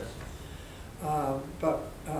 And instead, what they did, when hired an artist to paint the dots on the overpass uprights. No, John, that's not a community wall mural, you know. All right, so this was something that did not flower. Well, I mean, we did wonder, they were wonderful, but, you know, we tried to get John to think about this as Yeah. something that could have gone Mhm. further. Yeah. As I say, how do I know? I learned from the folks in Philadelphia who, you know, we took the kids that did the wall murals here in New Brunswick, Mhm. about 5 carloads we took to Philadelphia Museum, and they had a Mhm. Vasarely exhibit. And the Mm. kids didn't want to go out and see that Vasarely. They did, 1 or 2 got out to hear the Mhm. talk. Then we took a tour of the wall murals in Yeah. Philadelphia. Yeah. And the fellow that was leading it, he showed us one mural. He said that this was a white wall that was painted pre-Halloween. And he said, normally, no one ever destroys these wall murals in the communities. It's the community. And he said, after the Halloween, they came back and somebody had painted all kinds of stuff over this white wall. He said, but a year later, the same wall, the gang that did that came back and apologized and painted the wall mural that you see. And, you know, and this was a very meaningful story to these kids who were New Brunswick kids. And when we came back, they got out of the car and went in and saw the Vasarely exhibit. I'll never forget that. Actually, I was doing a study on Route 66 and a few communities and trying to attract people. Have gone with the mural theme. They're both Route 66 themed and local history themed. Mhm. And it's amazing, you know, if you have it, people come. Yeah. And actually, there's an organization, I think it's based in Canada, the Waldorfs. Mhm. Okay, where basically they will coordinate, you know, some of this effort, and it can be done quickly. So I remember talking to the New Brunswick, the Business Improvement District. You're gonna sneeze, you're not gonna Yeah, like it. no, please, please.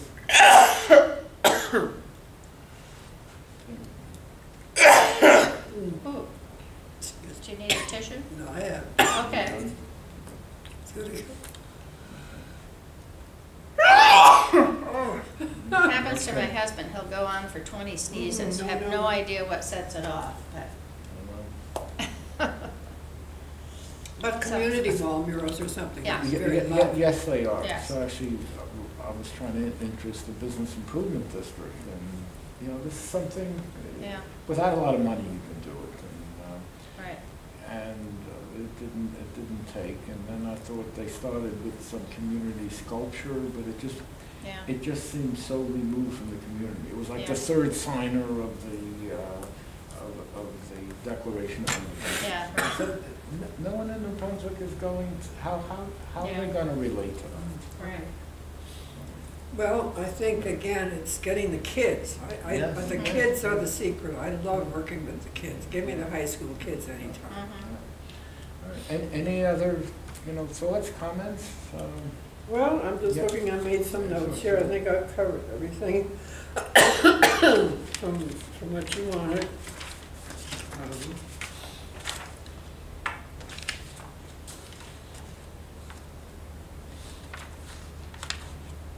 Yeah, I think Yeah, I think we covered a lot.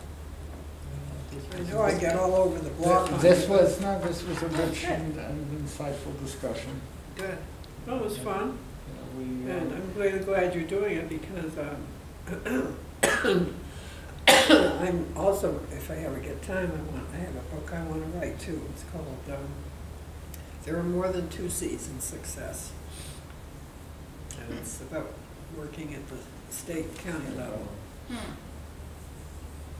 But I'm a person that that doesn't really travel the same paths that most people do, because when I have work, but I'm a big believer in volunteer. It's not about the money, it's about the project.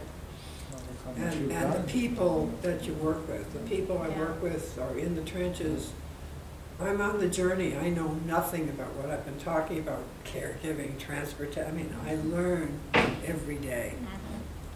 And I'm so fortunate because I have people from all over the country who are working with us. Right. And we have no money. We have no budget. We don't. Our budget is under $10,000. But we now have a van that's been donated. We're going to start a curb-to-curb service in South Brunswick. We're working with Mercer and Somerset and Middlesex County to get rid of those invisible boundaries called counties. Because now if you want transportation, you can't cross that boundary somehow, can't do that. Right. And what that impact is. Yeah. So I like the learning bit, and it's the people you work with that make it worthwhile. Right. And I've been very fortunate to have all kinds of wonderful people to work with. Great.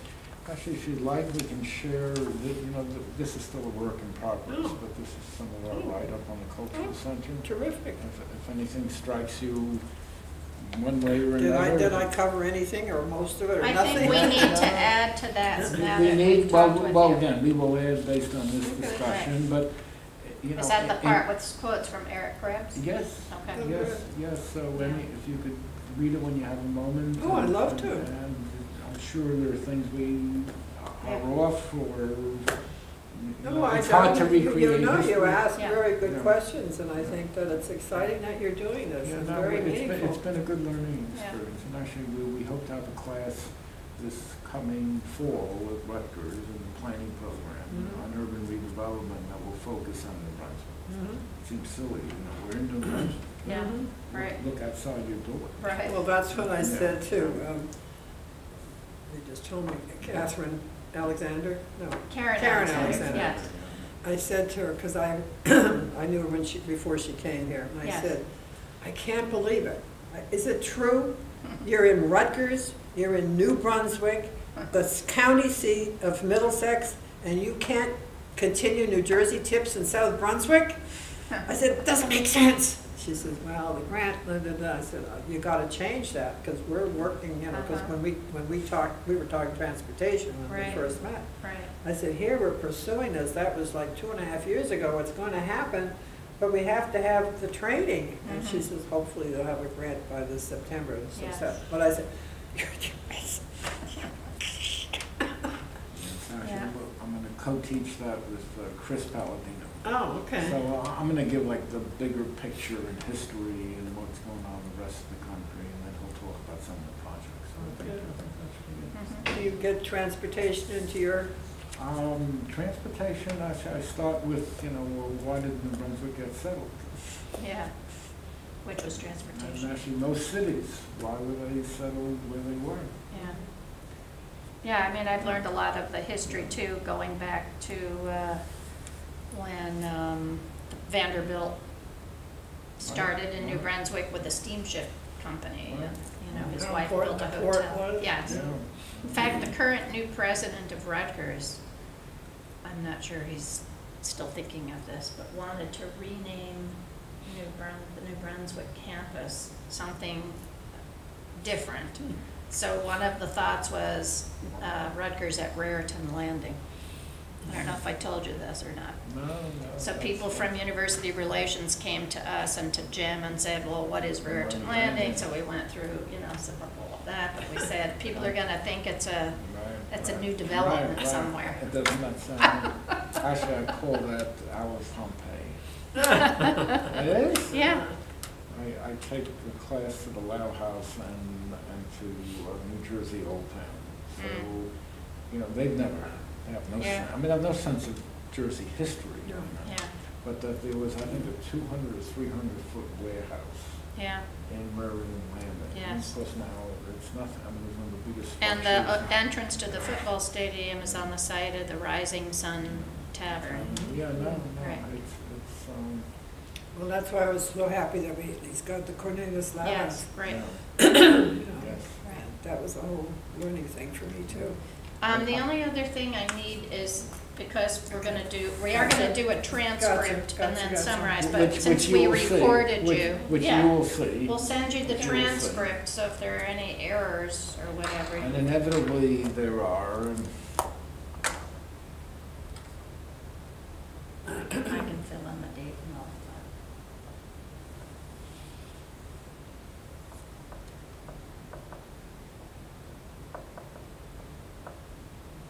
Actually, I'll need your address too, because if I send you a transcript.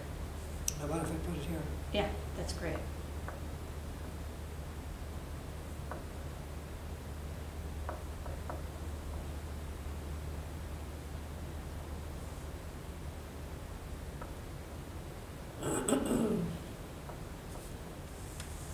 Great, thank you. If you have anybody that you've run across in what your work is, I'm trying to, I spoke to, what is it, Rockland? Michael Rockland? Michael, yeah, Michael. American Studies? Yes, yeah. Because I know he's done a number of things with communities. And, Yes. But I think all right, so I live in South, but I find South Brunswick fascinating because it was a rural, more rural suburban community for years. And it wasn't until Kendall Park was built that those folks laid the foundation for what is South Brunswick today. I see. There are 5 villages that make up town. There's no post office for South Brunswick, That's no zip code for South Brunswick. Don't let me tell you the problems that creates. Yeah. That's a whole other story. But this is a community where many of those same people who came after the war still live. Their children and their grandchildren still live in this community. They were the people who made the schools what they are. They made the library what it is. They laid the foundation for the faith communities. And I think it's fascinating what they did. And I would, just like I think Roosevelt's a fascinating community from a different time in history. But I wanted him, because we're, as I say, New Jersey 350, we're celebrating. I wanted to honor the past at our annual October event and recognize our future with real people who are doing the things that make it so special now. And he said, well, he didn't have time to do the research on that. He's never done it. I said, okay, I can understand that. So what we're doing, I'm working with the township historian. There's a lot of stuff in the archives at the library here. And I'm not sure where it's going to go, but I like to involve the kids in these projects. So I may end up having a group of kids make a video of the materials that are here in the library with these, there's probably 100 people still living here from those eras, including veterans. I think it would be very important to have something like that. absolutely. And sure, there's other communities that did the same thing, built housing for vets. But I'm not sure that those communities have reflected as like South Brunswick is. Right. We have 64 different languages and dialects spoken in town, in It's the also, township here. it's how heavily Asian, it's just, it's a very interesting. But you could do oral histories with them like we're doing. Well, we have, one of the things that we do, it's interesting you say, I have a project that's been going on with the high school kids since 2009. It's called Living Legacies. And we have a group of kids, high school kids, the teacher runs it, who interview seniors, or not only seniors, but primarily, depending on the theme. And we've had Living Legacies, the veteran stories, Living Legacies, immigration or common bond, Living Legacies, people, places, and events. This year's was Living Legacies, South Brunswick Heroes and Heroines. And they interview, and then they take that interview and translate it into a theater monologue, and then translate that into a theater presentation, which they present at the senior center every year, and in some instances, wherever they can. Housing, transportation schedules are tough, but the kids love it. Yeah. And so I'm, my hidden agenda here is to have them, discover their history in this community and find a new appreciation and real people, real live human beings that you can talk to and touch. Right. And so That's this, great. this I has always been, thought that just historic preservation would be a wonderful vehicle Yes. you know, for children in the community to know about the history of the community and the physical structures and the changes, and Yeah. it's often not. It's just, yeah. Well, this is also what I'm looking at for October 18th, that's our annual outreach, is that we are going to have, we're working with Scouts, both Boy Scouts, not me, but people who are Boy Scouts and Girl Scouts, and the volunteer program at the high school to involve these kids, prepare them for the day so they kind of become a buddy to the older people and help them through that day and all different kind. And subtly they're going to learn a little bit about these other things. And maybe this video, if it goes through, that we'll have it streaming the whole day. And we will have the real live people, the older people, as many as we can there. Right. And introduce them, and maybe they'll wear red shirts or something that they're Right. easily identified. We don't know, that's where we're at. Nice. But I think it's really an opportunity to do this, and, you know, it's not a hard sell to the schools, you know, the library, because they understand. Sure. Great. But give me the kids, you know, give me the kids. I love the kids. well, we admire all the stuff you've Yeah. done. Oh, I mean, it's great it's stuff. been a pleasure. It's been a wonderful life I've led. I can't complain about it at all. That's good. And Thank you for your time. Yes. thank you for your interest, and I look forward to it. I don't know if I can help you in whatever way. And now you've helped us along, you know, this is, because I think one of the most important stories within what happened in New Brunswick was the art. Yeah. Well, that was really the impetus. I don't, I'm guessing that there might never, this is a hindsight, I'm guessing if we had not had that conference on or suburban and urban, and had that wonderful speaker whom I had only met briefly and read a little bit, that we would not have had that proposal that came about. And if we hadn't had that proposal, I don't know that it would have happened, because nobody was talking about the arts. I mean, now it's like, oh, it's obvious, and it wasn't obvious. Right. No. It wasn't. But, you know, so you asked me in hindsight, I would think that really that was a turning point. Because, Yeah, that sounds like it was. because you know, just as I'm posing up here, I'm really thinking about it with what you're saying. Because that was not on anybody's plate Right. at all. Just want to make sure I get that thought down, because it's not recorded. It was a turning point. Yes, I think it was the impetus. I think the fact that, you know, it didn't ask towns to J&J for money, it was available. We did it. It made sense, I guess, to New Brunswick tomorrow, who were probably looking for something. And Also, it seems harmless enough, you know, the arts. I mean, it's not controversial. Right. I mean, And so, you know, I'm guessing, do I know for sure? But I don't ever remember that anybody was talking about, and that's why we were so excited about this conference. It was a new thing to put out there for people to think about. And did you tell, what was the name of the person who spoke? I can't remember. Okay. Way ahead of his time. It's, I don't know, maybe the Culture and Heritage has some of the records. I can ask. Okay. I can ask. I'm not sure what they did with all the records. Okay. Not a fancy name, a well-known name, but he was really the leader in those days in terms of talking about the arts. The arts is a and fulcrum of urban revitalization. very much so. That's great. Very And much when you so. think about what are the new urban functions? All right, arts clearly. Still there? Restaurants. I mean, Yeah, it's like, why do you go, you know, to New Brunswick? Yeah. I tell everybody, New Brunswick has better restaurants than any place around. I mean, Yeah. No, it does. Princeton doesn't have any like this. Right. That's right. No. This is where you come if you want an exciting gourmet experience. Yes. Experiences. Right. Yeah. Well, again, thank you, really, thank you. Good luck. Good luck. Yeah. So this worked out okay, time-wise? Yes. Oh, yeah. Very well. No, couldn't, This is one of my favorite, you know how many